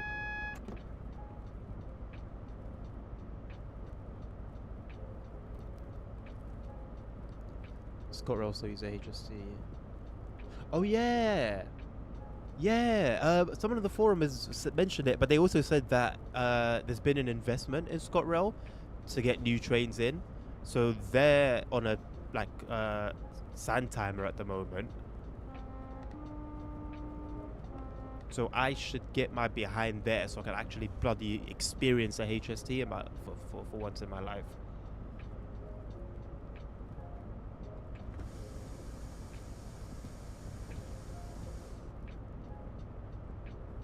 Although, see, here's the dilemma. If I'm going to make a trip to Scotland,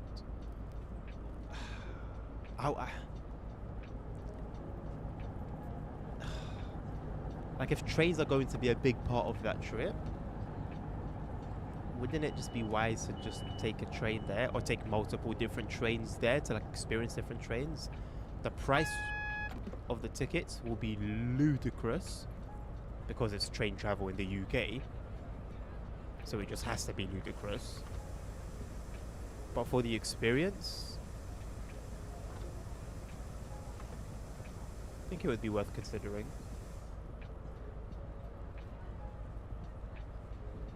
Hello, Jordy. How you doing, mate?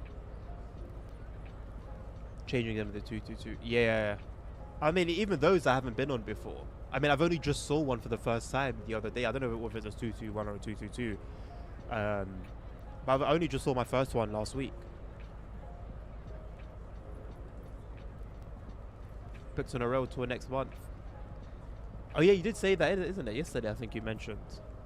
But I don't think you answered me. Like, how do you find out about these rail tours? Like, just any interesting move on the railway.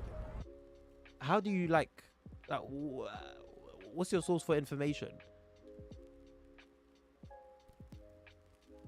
Or did you answer and I just missed it or forgot?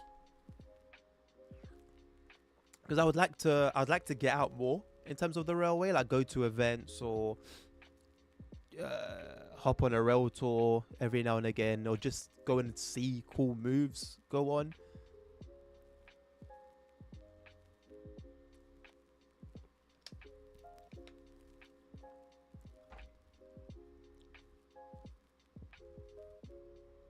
Right, now that we've done 2 full timetable runs, I want to see if there are any depot moves on this journey mode. Aha, we've got 2 here. Let's do these. And then I want to do the one on the Riviera line. There's one there as well. Pardon me. You find it on Facebook. It's on the 125 group page. Okay, that makes sense. That makes sense. Yeah. Like a Facebook page. Okay. See, I'm not on Facebook. The only social media I use is Instagram. And I don't really have much. I do have some train things, but they're not specific to anything. And Discord, of which I'm not really on many servers.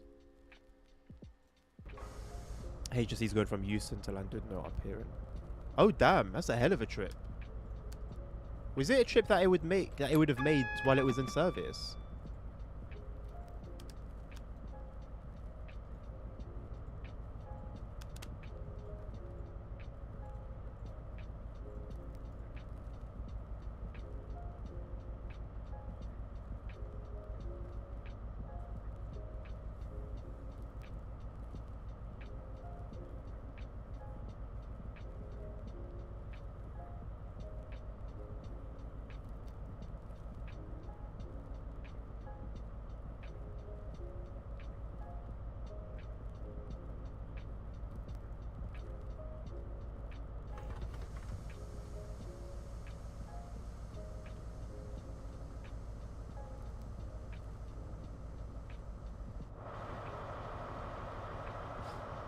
I'd like to find a source for like cool moves as well. Oh, this is like a proper run. Okay.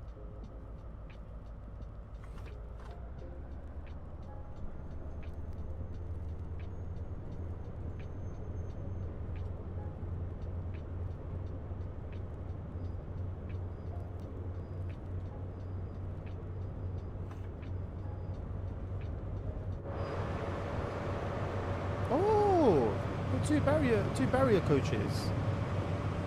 Oh, this is an interesting move. With the FGW branding on the back. Oh, this is a turbo school.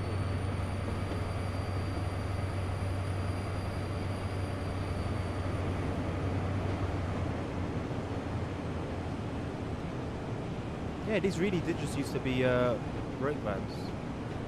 Not brake vans. Brake vans?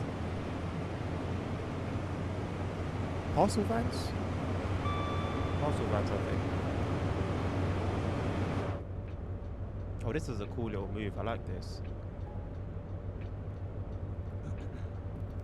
Derek Lee did Holyhead to Euston, even though the Avanti Avero is still doing well time of day. Talking of the Avanti Avero,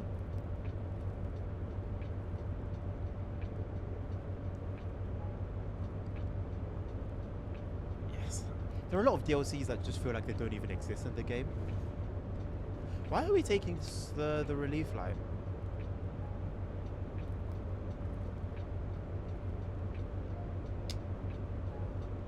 Surely we were able to get up to line speed in this.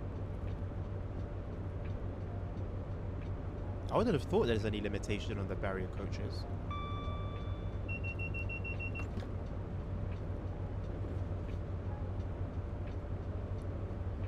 I really like the only interesting journey I've made, I would say, in terms of train, like in terms of anything outside of London,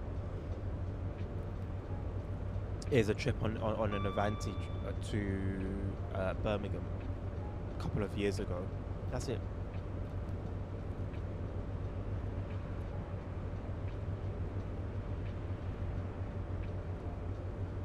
I've stepped foot in a Virgin Trains I think it was a Voyager. It's like the foot in a Virgin Trains Voyager, just to help a friend out with her luggage. And then that's it. Like, that's the only like cool experience I've had. But it really doesn't help that like tickets are as expensive as they are, because I'm the type to just, well, it's a bit more difficult now with a family and all babies, but I've always been the type to just go somewhere if I wanted to do so, or like have a particular experience. I mean, just to do something, I went to watch monster trucks at the West Ham Stadium some years ago, just to kind of have some time alone and just do something. Never been a monster truck fan, never really been into that kind of thing, but it was fun, it was interesting. Thoughts and prayers of anyone who goes to Birmingham. You know what, it's only since like last year that I've started to put a stop to my Birmingham slander. And every time just the name of the town comes up, I have to like manually hold myself back from just saying anything. Nice one though, Bill. At last, man. Travel around with no goal set before. I mean, yeah, but don't you have like a destination? You have like a start destination. You have somewhere that you want to go to start your adventure, and then wherever happens from there happens. There's a whole different type of adventure of setting out and then just like getting on a train or on a bus, going by vibes.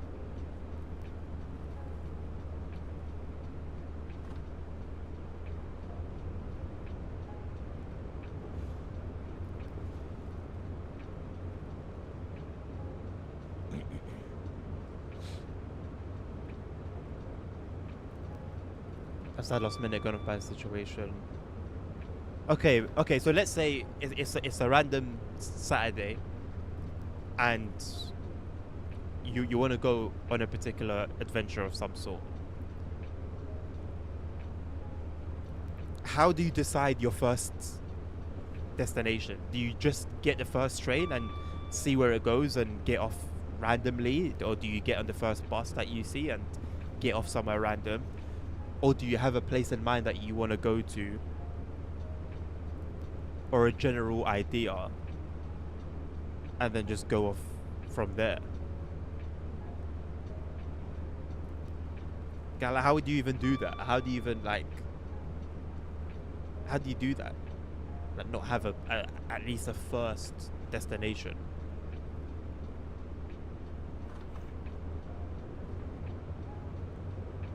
Why are we limited to 75?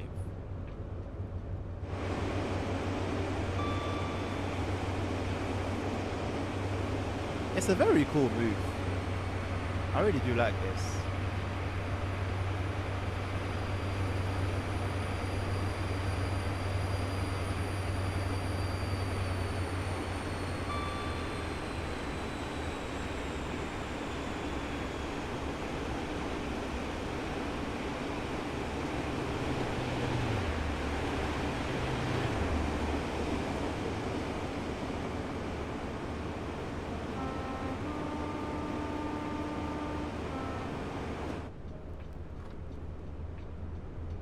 A rough idea, maybe, but you can change it with, for example, delayed cancellations. Okay, that makes sense.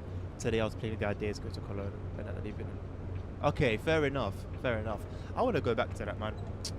I didn't do it enough when I was younger. Like I'd go out with my friends, and our thing was just we just walk around. We just do whatever.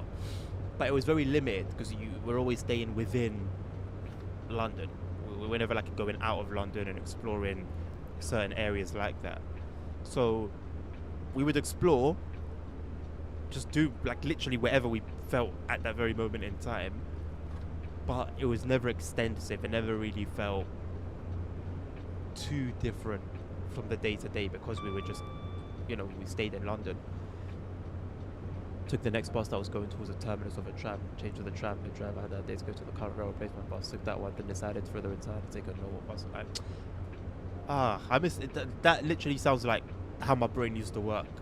I miss that, man, especially towards like my especially like my late teens, early 20s. I do miss that mentality, man, that spontaneity, whatever that word is. Being spontaneous, basically. I do miss that.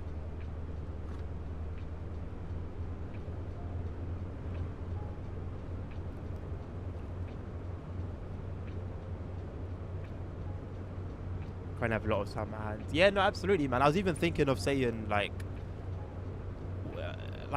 honestly, like make the most of it, you know, as there's no kids, no proper responsibilities. Enjoy it, bro.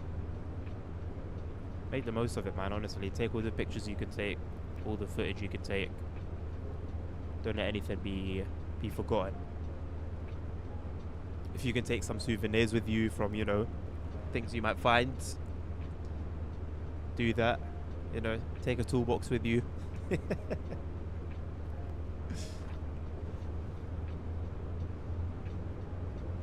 Care to share the plan for tomorrow? Or am I gonna end up seeing it in on your page?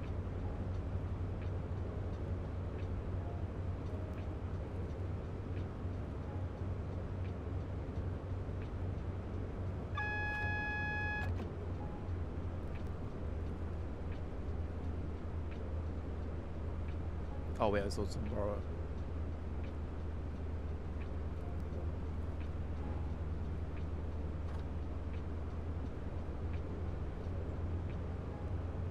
I think my joint two priorities right now are to have some railway related experiences and family. I guess you could mix them. Like I've been thinking about, I think when the Riviera line first came out, I was just imagining going down there because it would be fun for the family and also I could experience it.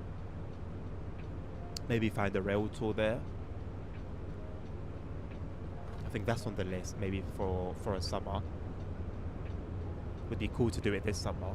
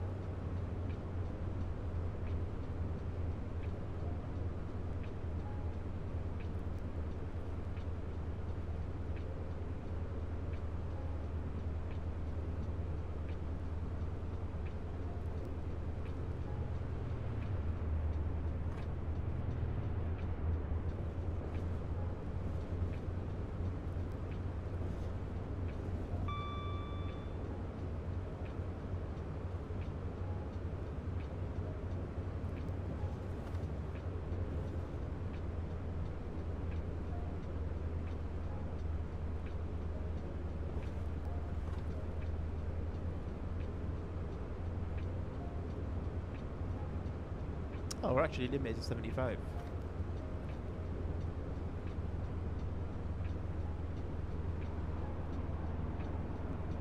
So then I wonder if the formations that have the barrier coaches also run at 75, or are these meant to be like 40 ones that are in need of maintenance and therefore unlimited? It would be nice if there was like a backstory.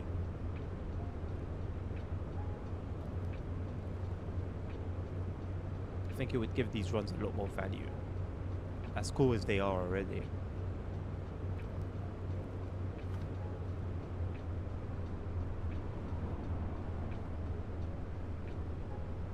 I've got videos of all the scenarios coming out. The last one should have come out right now on YouTube. If you just want to watch the scenarios with the raw audio, no talking, no playing around, straight to business. I will also have my thoughts and opinions on this DLC. That video is coming out in an hour. So once this stream finishes, you can go and watch it. Would have preferred for it to come a little bit earlier. It wasn't possible, unfortunately. And as my bio states, I am a DCG ambassador. So feel free to follow and get early access content for all the DLCs and an honest opinion. And if you doubt my honesty because I'm an ambassador, check out my history. Check out my previous videos. I know a lot of people have an issue with ambassadors being ambassadors, and they'll judge without actually doing any research on the person they're judging.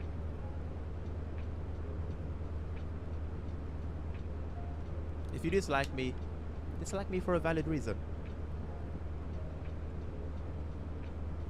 not based off a guess or an assumption.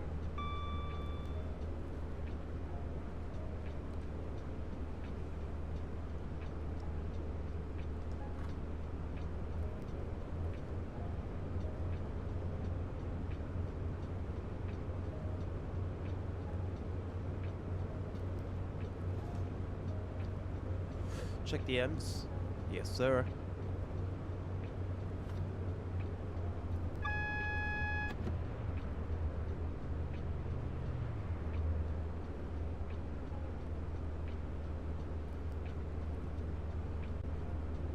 Did you mean for it to be like almost the shape of the African continent? Like almost exactly the shape.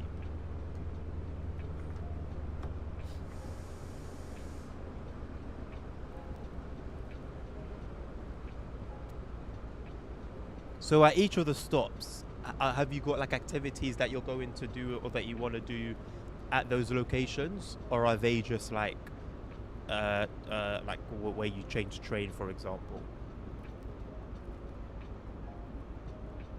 Yeah, true, but it's the trains that you decided to take that take those routes. If it was intended, it was very cool. Oh, just to change trains? Okay. So how long would that take? I'm thinking 3 hours? At least, probably. Oh, 7! Jesus, I'm here saying 3. Well, I did say 3 at least, so I'm still right one way or another. Wow. Good luck with it, man. Good luck with it. It's like a hell of a ride.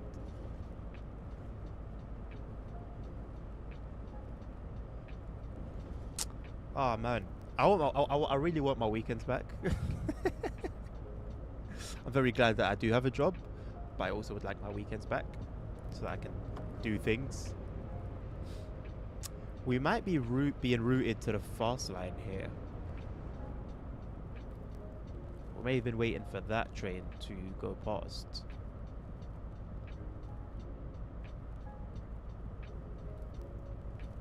Unless we've got a train ahead of us.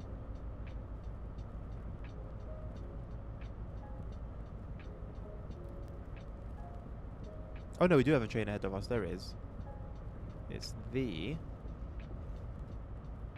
Gotta use my mouse.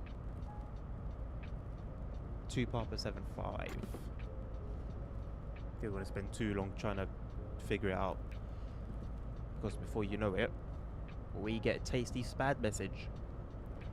Never traveled on the route from Trier to Cologne. That's the main goal on this journey, is finding out the train was. Is it a train that you've like ridden on before, or is the train something you haven't ridden on before, as well as the route being one you haven't gone on before? It's the route we'll drive in the future itself. Very cool. Very, very cool. So that's a good thing about going by Ebula, isn't it? Because you can be slapped anywhere in Germany and kind of like know the route basically. Whereas, for example, here in the UK, it's just training, practice, proving that you know a particular route at the back of your hand, and then being allowed to go on it, and only it. The journey from Trier to Cologne takes 3 hours. I can just imagine the scenery being quite cool.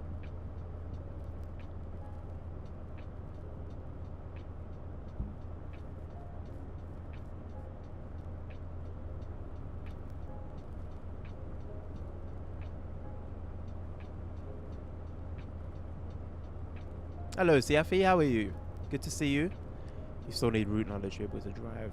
What would you need route knowledge of? Because you've got everything on the Ebula, isn't it? All the information. So when you say route knowledge, what exactly would that consist of?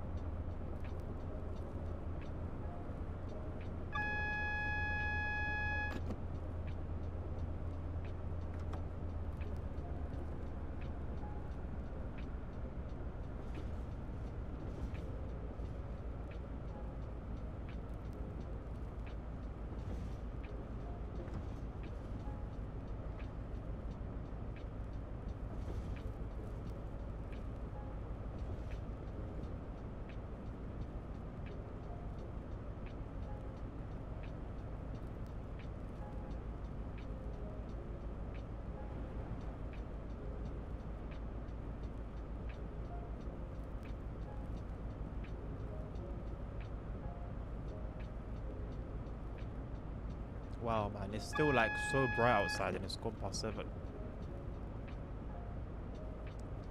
Just things you love to see. Right, I think we'll go no faster than 40. Because it is the limit that we've got coming up. And also, I think this might be where we're transitioning to the fast lane actually. Yeah, we've got a 125 coming up. So this is it.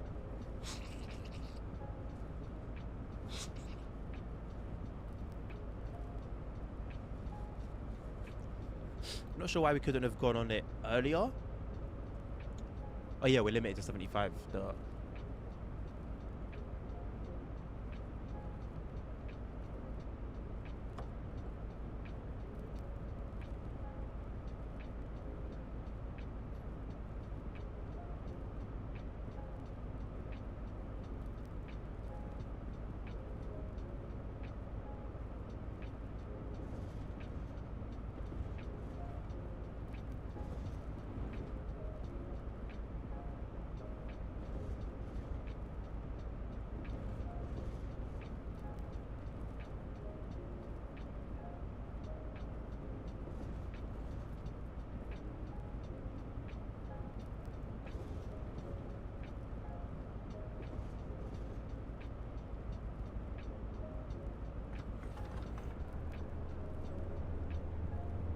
Right, 15 miles to go to Old Oak.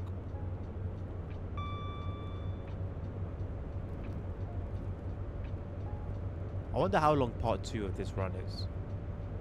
What tends to happen is you'll have a really long part 1 and then a very, very short part 2. And it just makes you think, surely this could have just been one move.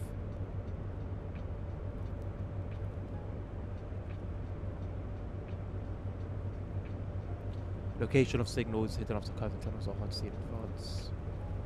Okay, that's very valid. Although... Okay, no, that's valid. That's fair. Rough positions of distant signals, main signal. Okay, so everything to do with signals, that's one thing. Marker boards. Marker boards for what exactly? Like, are we talking for speeds? Level crossings. Okay, level crossings in the... So level crossings aren't in the Ebula. Gradients and slopes and the impacts on braking behavior of special track layouts. Okay, yeah, fair enough. Okay, you've made it quite clear there. Typical hazard points. Okay, I did not think of those at all.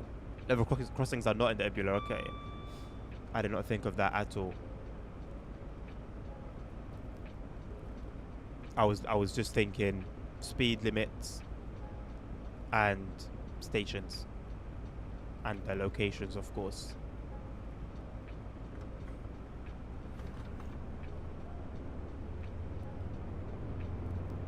You forgot to tell me what you've done all day, Mark. Go on then. What have you been doing all day?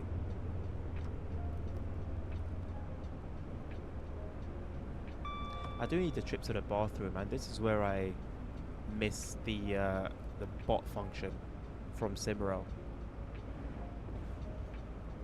If it does one thing well, it's that work, more work, and paperwork. Paperwork because you did something naughty, Mark, or just part of the job. If your Ebula fails, root knowledge will help you.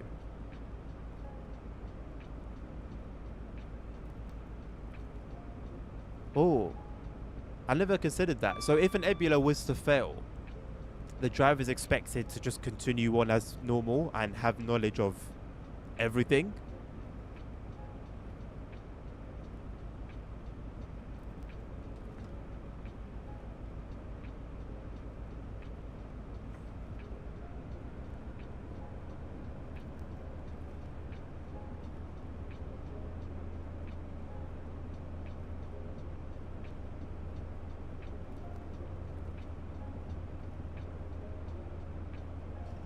Plane flight level failed and I might have hit the belly. Whoa, that's quite serious.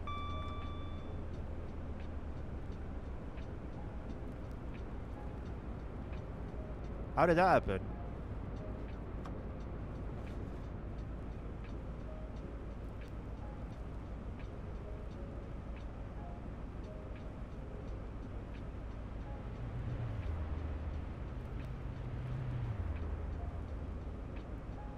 I like that these formations have been added into the timetable. That's... Oh, or have they? Yeah. Journey mode runs are just taken from the timetable. Very cool. Very cool. See? That's what all the DLCs should be. They should just add into the timetable. Imagine as a new, separate timetable was made for the Great Western Express for this DLC. How ridiculous would that be? They send planes out with faulty tech. Yeah, but I mean, hitting a tree with the belly of a plane, mate, I don't think you can really put that down to faulty tech.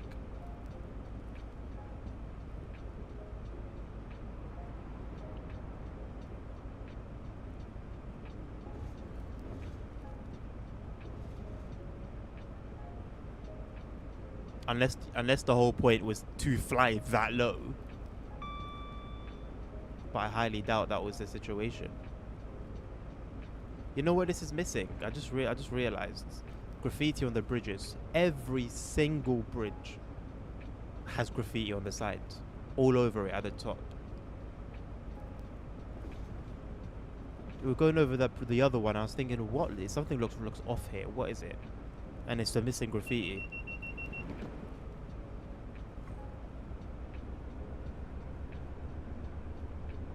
Right. Are we going back onto the slow line now? To the relief line?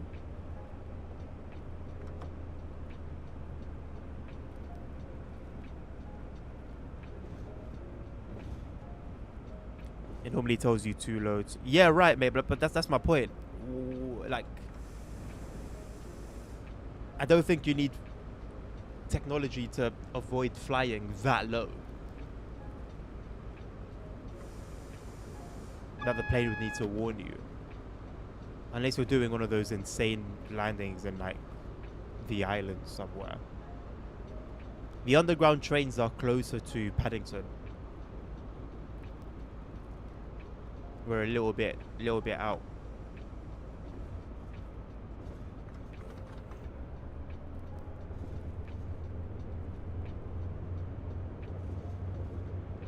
PTG Rail is back making content. Very cool. Very cool. His content got me through a lot of hard times.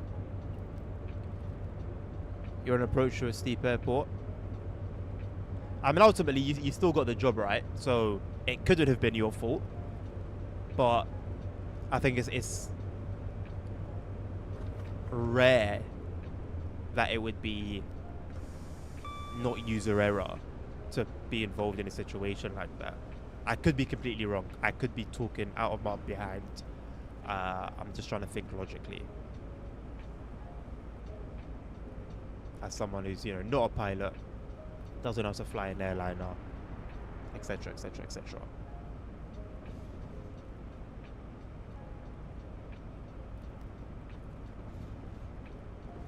There are paper-based replacement documents and timetable materials, as well as backup timetables. If these are not available, the train's usually not permitted to operate. I'm not fully sure how this is having the current time periods of trains. Okay, makes sense. Makes sense. So it's not on the driver alone to have big brain knowledge of everything, like full route knowledge, perfect route knowledge, basically.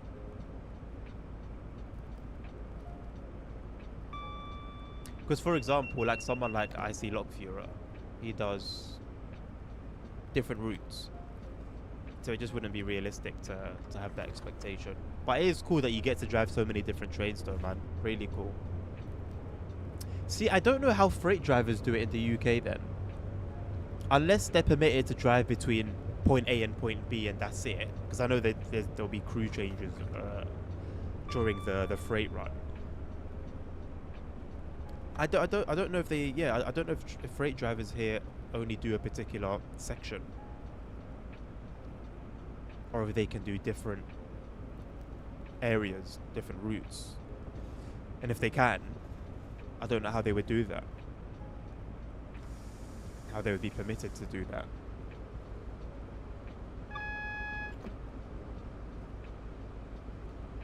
Bro, I really need the bathroom.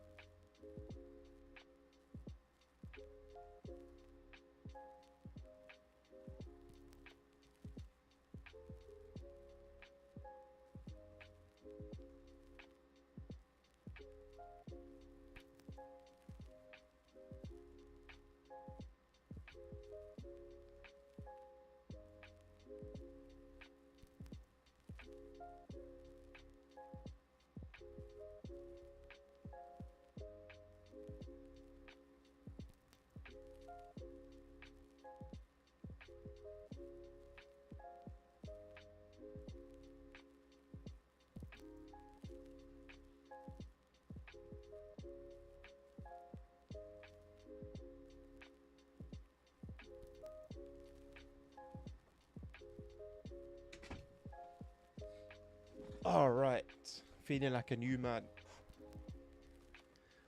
Now I can drive comfortably. I can be locked in. I am Nabil, yeah. That's one of the games I want to play, bro, man. Trace Classic, U-Bahn, and JWD. I want to do a bit more Simrail, in all honesty. I want to do ETS 2 1.59. Maybe ATS 1.59 as well. I'm pretty sure at least the sound mods should still work. They usually tend to survive version changes. Yeah, man. Something just glitched through my character.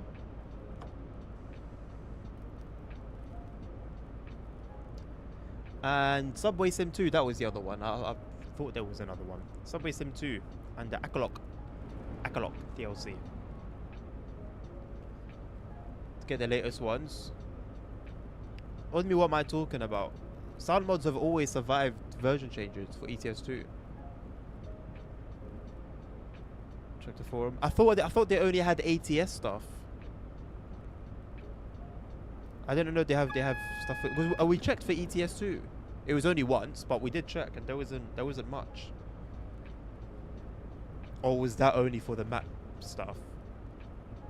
That might have only been for the map stuff.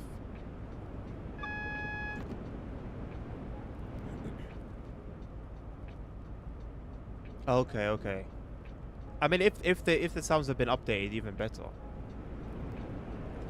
But I'm pretty sure I remember the Kreichbaum, was it? Kreichbaum? Whatever it was called, those sound mods. I'm pretty sure they survived like through version changes. They would just continue working. Pretty sure I had some outdated ones that were like heavily outdated for a while.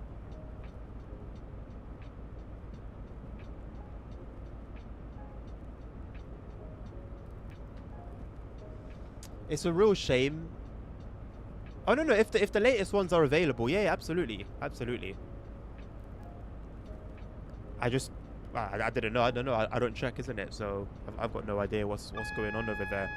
But I do wish that the map ones were also available. I don't really know why there's only ATS map and not an ETS2 one. I guess it's the decision of one person. Well, bro, if like someone uploads everything, then I won't need to. But if I'm doing it all myself, bro, I'm not waiting. I don't like waiting. I really don't like waiting. I'm wasting so much time just waiting 5 minutes because I want to do it for free. It's uploaded for. Well, if it's available, I'll grab it from there. You know. That's what I'm saying. If it's available, no problem. If it's not, it's a problem. You're a passenger on my train, Mark. Nice one. I'm not sure where exactly you're sitting, considering I'm just hauling 2 barrier coaches. But if you're taking a cheeky ride on one of the locos, the power cars, then more power to you, mate. Or you could be taking a seat inside the guards, little guard section over there. There's a little seat in that compartment.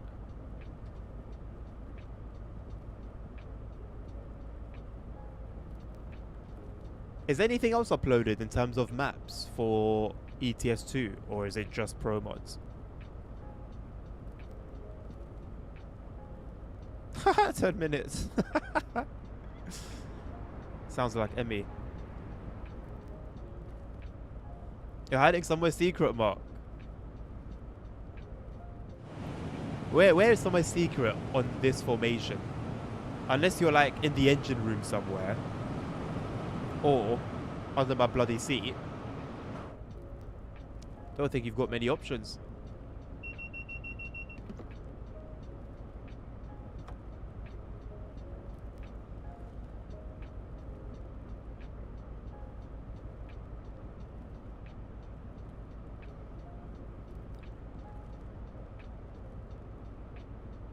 Yeah. When you start taking one map from here, one map from there, it's very easy to just lose track of everything. A combo is just goated, man. One zip with everything is just beautiful. Beautiful stuff.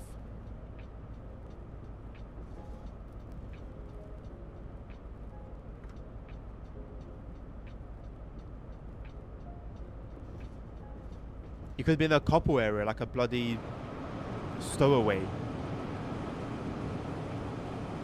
Have like a one leg on the buffer, one leg up here, and like you're holding on with your hands onto these things.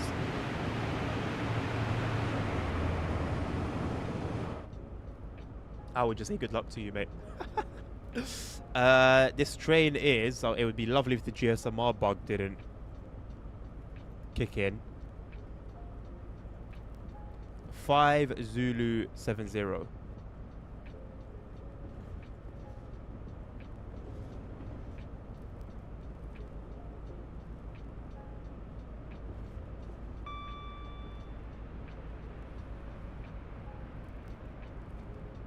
Although at this point, Nabil, apart from like open betas where you can, you know, just try out new map areas, I don't play enough to warrant the 3 hours it takes to do all my mods for ETS2, man. Like, it's absolutely worth it if I was to play often, but I don't.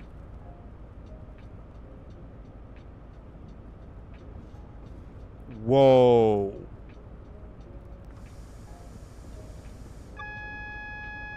Whoa. That's mad. That's mad.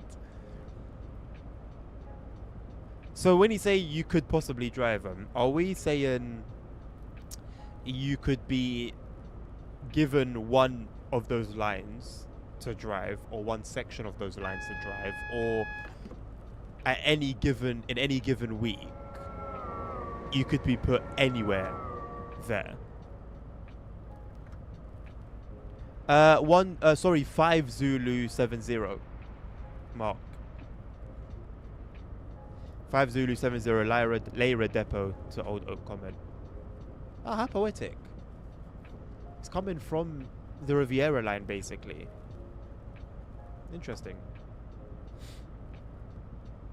What's your new? Oh, you get to choose. That's a flipping dream, man.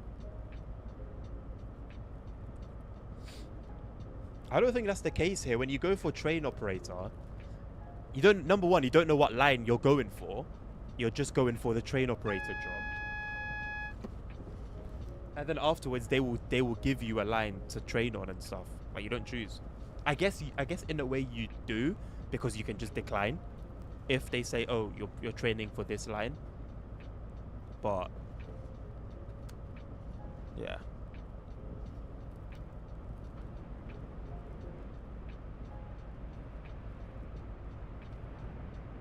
You'll be handy, Mark. Okay.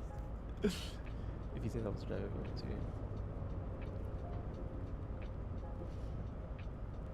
Ah, so is it possible that you could request somewhere, or you could request a line that doesn't need any more drivers, and then you're in a queue and you're just waiting? You just limit yourself to a certain range if not very flexible.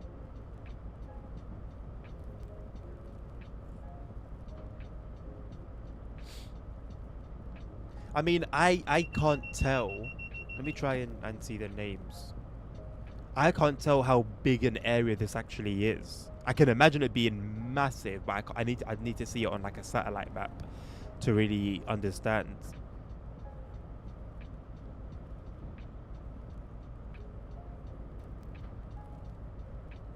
Although I think I found your route for tomorrow, or roughly.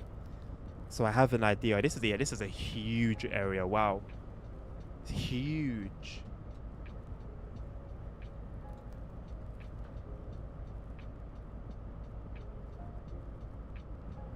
That's crazy, man.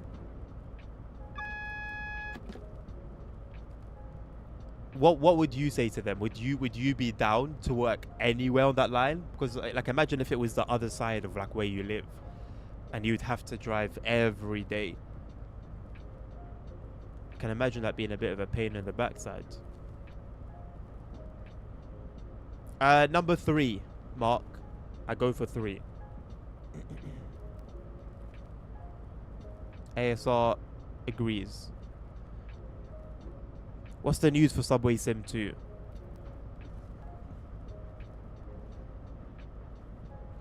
Berlin vehicle DLC. Oh, bro, this cube. They're still talking about this cube. We're taking a look at the underframe. This is where the collaboration of 3D Zug really shows. Many components were built individually and used different materials to create a realistic overall look. Yeah, I'll give it a read later on, if I remember. It's never coming out. Wait, what's never coming out? The Gisela? Gazella? I don't know how the hell you pronounce it. You don't want to take advantage. Fair enough, Nabil, man. But yeah, no, you know what? No, fair enough. Fair enough. I mean, you got the whip for a reason, innit? Put it to use, man. Don't let it be a waste of money. You get compensation in what sense? That's very nice for the company to recognize that. What's the most nothing phrase ever? ASR. It's never coming out. Is it? Oh. Do your thing then, my guy.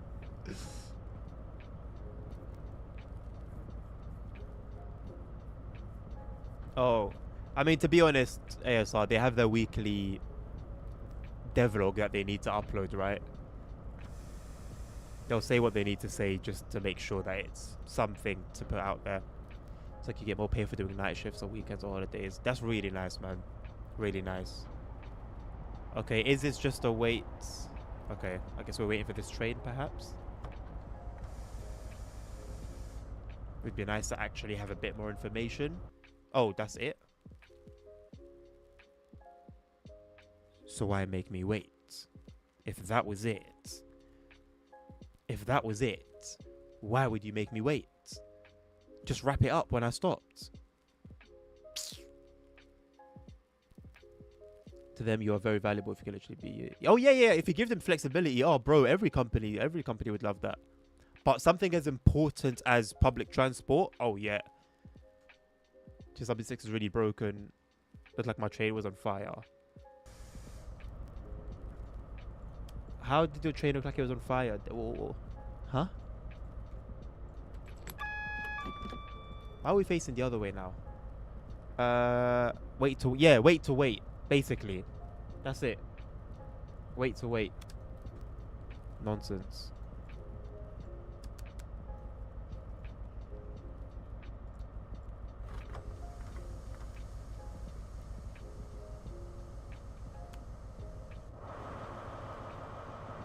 No continuity. No continuity. This should have been a first Great Western branded logo, and this should have been a plain blue. No continuity at all. Poor. My immersion is ruined.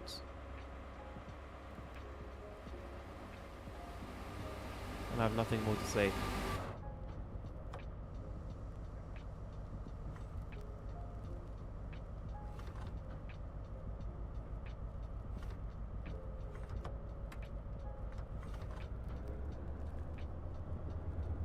The lights were so bright.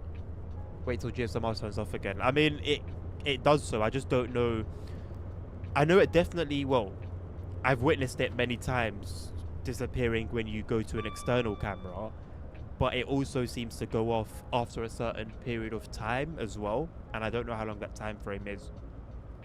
So it's just a matter of looking at it and checking if it's on or off, which in this situation with this view, out of sight, out of mind.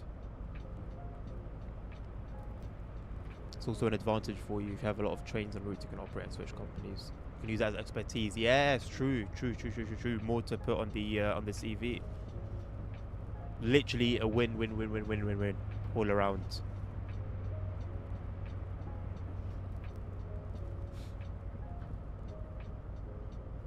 Random faults on the safety app. What random? Oh, the GSMR. I mean, I wouldn't mind it if it was to happen every now and again. But it happens every time, doesn't it? So it's more so a recurring fault than a random one. And absolutely a safety hazard. I wonder if it happens on the Medway Valley line. It doesn't. It doesn't. Because runs can be over an hour if I'm not mistaken. And I've never witnessed it turn off.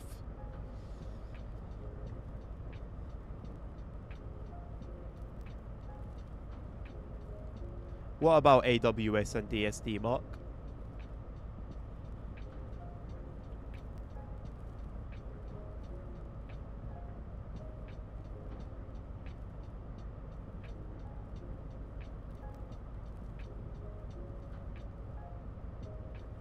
Turn my AWS and DSD on.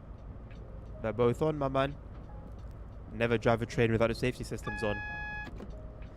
Except for where it makes sense. So like if I'm shunting in Germany, for example, PZB is off. If I know I'm doing like a super short move, then I won't bother with them. Well, usually I'll turn them on before I do anything else, which is possible on pretty much every train except the Class 90.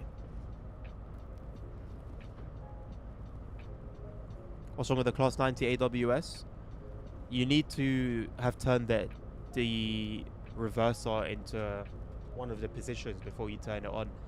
So either neutral, forward, or reverse.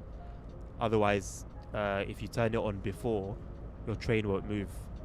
And if it's on while you move from forward to reverse, from reverse to forward, from forward to neutral, whatever, as long as you move the reverser from one position to another with the safety systems on, again, you won't move. So if you do anything with the reverser, you need to turn the safety systems off first.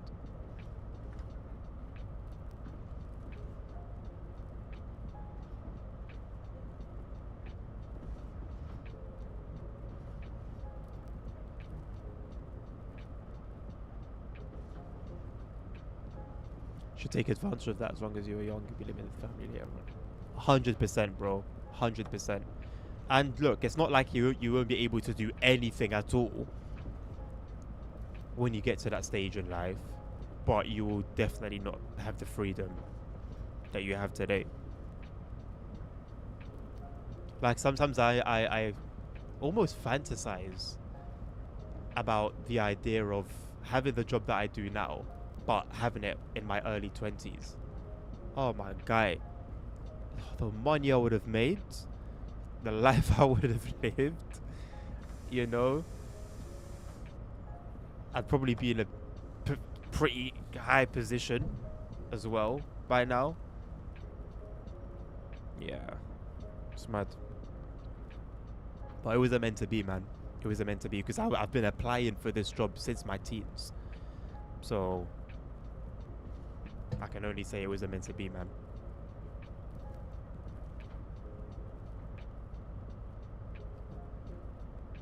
So as what you said about the 90, if you turn the safety systems on the Class 90 before you move the reverser and unlock the master key, you won't be able to move the train. And if while the safety systems are on, you move the reverser position anywhere, you also won't be able to move. So before you do anything with the reverser, you need to have the safety systems on. Oh, you have a controller. You can't clear AWS with a controller. You can only do it with a keyboard, or you have to manually look around for it and press it. But you can't press circle or B to clear it.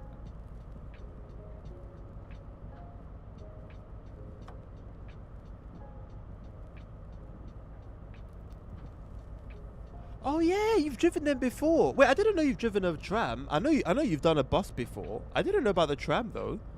That's flipping sick. And you can always change career, man. Like you have, say like after like 5 years, for example, doing trains, you can switch to that. Do it, and if you're not really happy with it or with the salary or the job itself or the company or whatever, you have you're experiencing train, so you can just go back to that. It's a strange bug. Yeah, it is a strange bug. No one really understands how it made it through. I tried to warn y'all way before the release. I kept saying, yo, I can't say too much, but I highly advise you guys don't buy the Class 90 yet. Yeah, if you listen, you listen. Good for you. If not, then... Well...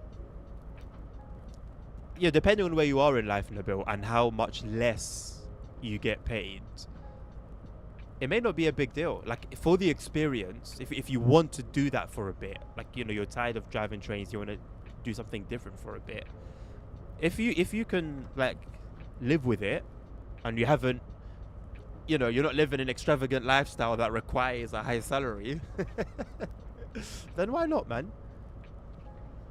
Why not? QA in Bangladesh. Clearly not, man.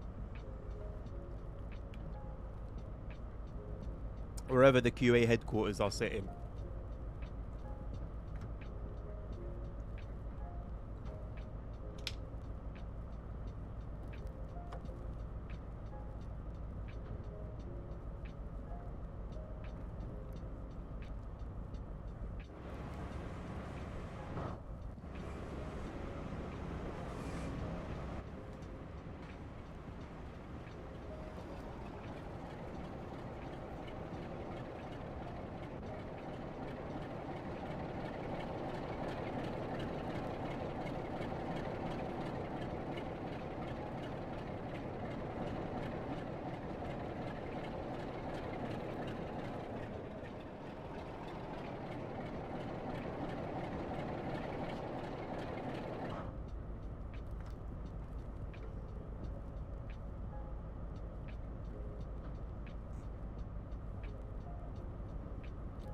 if you could like do the bus driving via an agency, I don't know if that's possible. Or maybe like, maybe you do both part-time. That would be one way, bro. You'd become the ambassador of public transport at that point. Like if you're able to choose your rota and then fit both jobs in, that would be one way of doing it.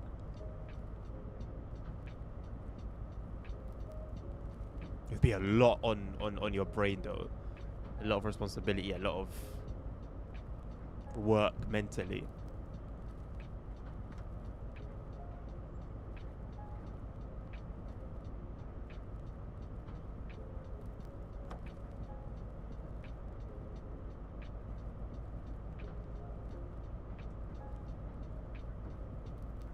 Here's where that power car is. That's my power car. That's what I should be sitting in.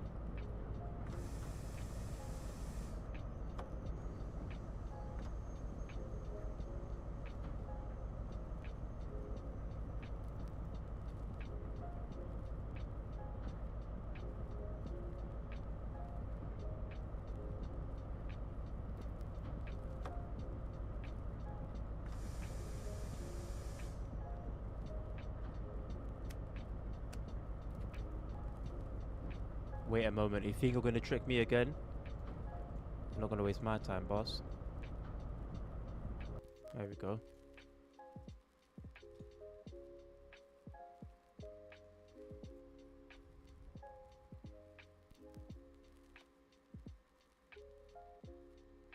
Good thing is, once you have an apprenticeship, you can easily switch jobs. It only takes, I think it is not much a year.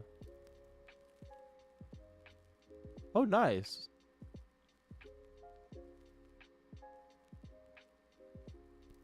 And is the 9 months from being an apprenticeship in that area, or is that just the normal like process?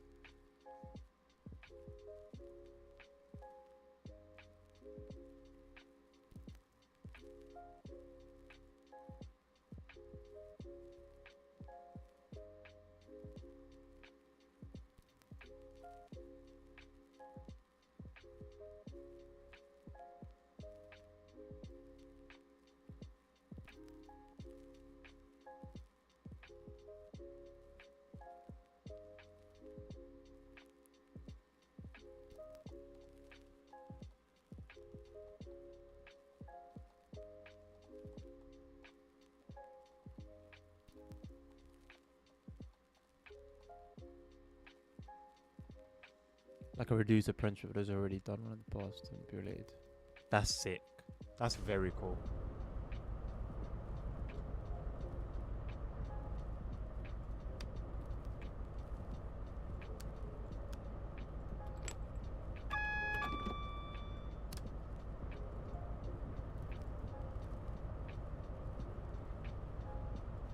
Wait, why have they put me on this side? I think I'm gonna have to reverse.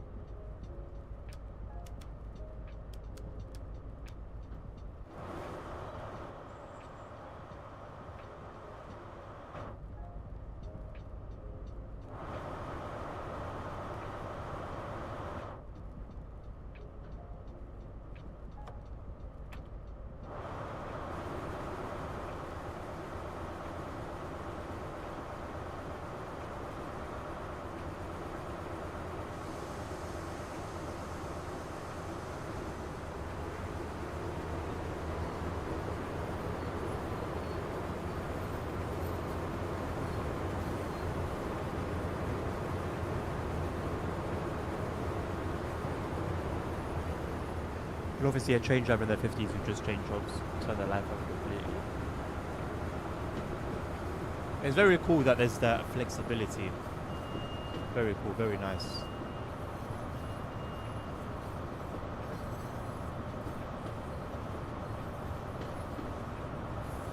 How long does it take to get like to become a train driver? Like how hard is the training? Like without an apprenticeship, just for somebody who applies.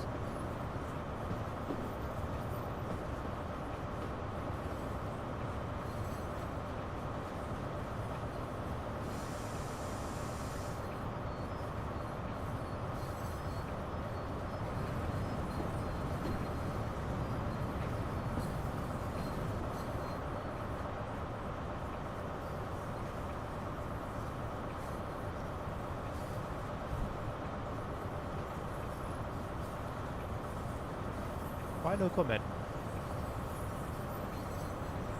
You can comment.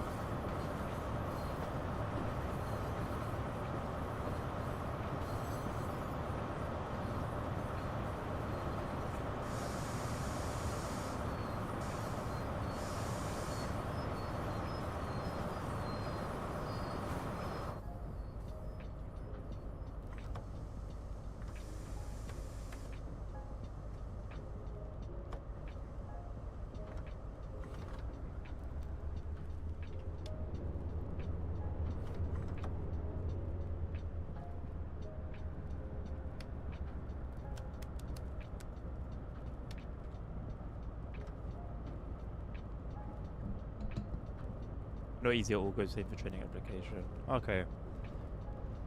It's just like here then.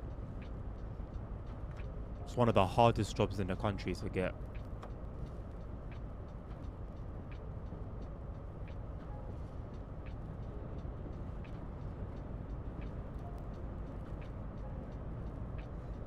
Thinking of leaving EasyJet and going Jet2. Why not, Mark? If it's something that you really want to do. I know it's the second time we've mentioned it here. Go for it, man. If you think that it's going to... If it's a place that you'll be happier at, and it'll be better for your career, don't hold back, man. Don't waste any time.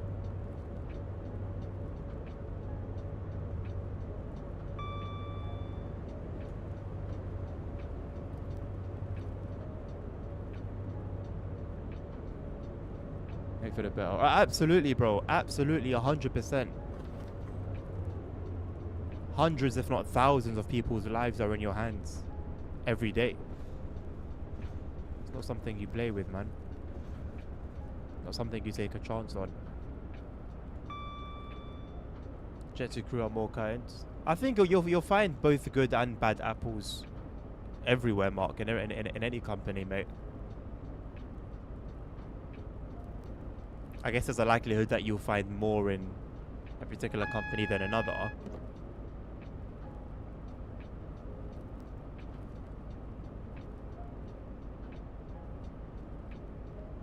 But the grass does seem to be greener on the other side no matter where you're at.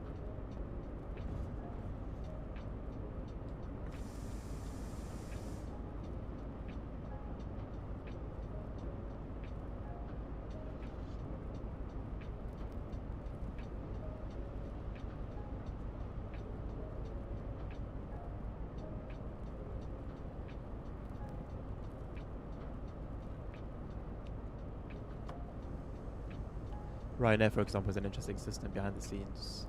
Most crews don't last long there. Really? When you say an interesting system, could you elaborate? See, if there's a pattern like most crews don't last long there, then that would be a place you would want to avoid, ideally.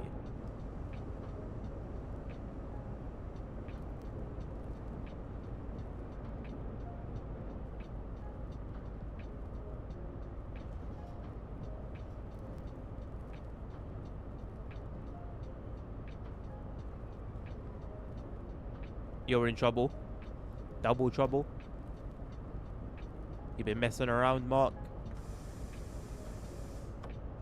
Trying to pull a fast one on your missus.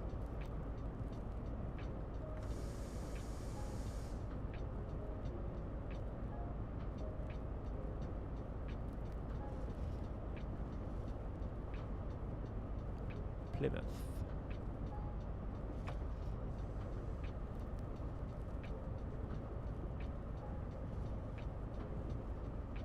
Middle platform. I thought we would have been starting a... Not starting, but putting a passenger service into service.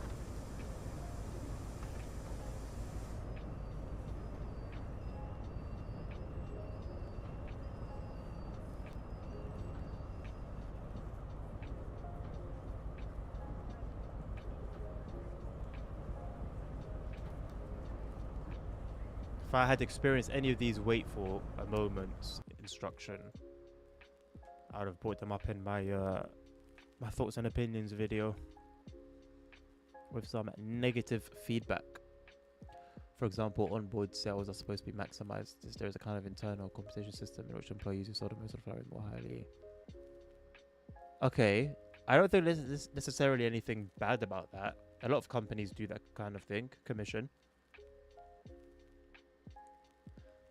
I guess if there's like a pressure, a particular pressure on the employees for that, though, that's a different matter. Or like, for example, if it was something like where I used to work at Burger King about 12 years ago now, where we were told to put some, like, you know, you could, when you go to a fast food place, you can ask for your meal to be like made large, and you pay a bit of an extra charge, you get a large drink, large fries. We were told to just add some on everyone's order, whether they ask for it or not. That was very wrong. There's a huge pressure of that system. That's something we'll see at other airlines. So is that because their base salary is so bad that they feel the need to do that, to get that extra commission?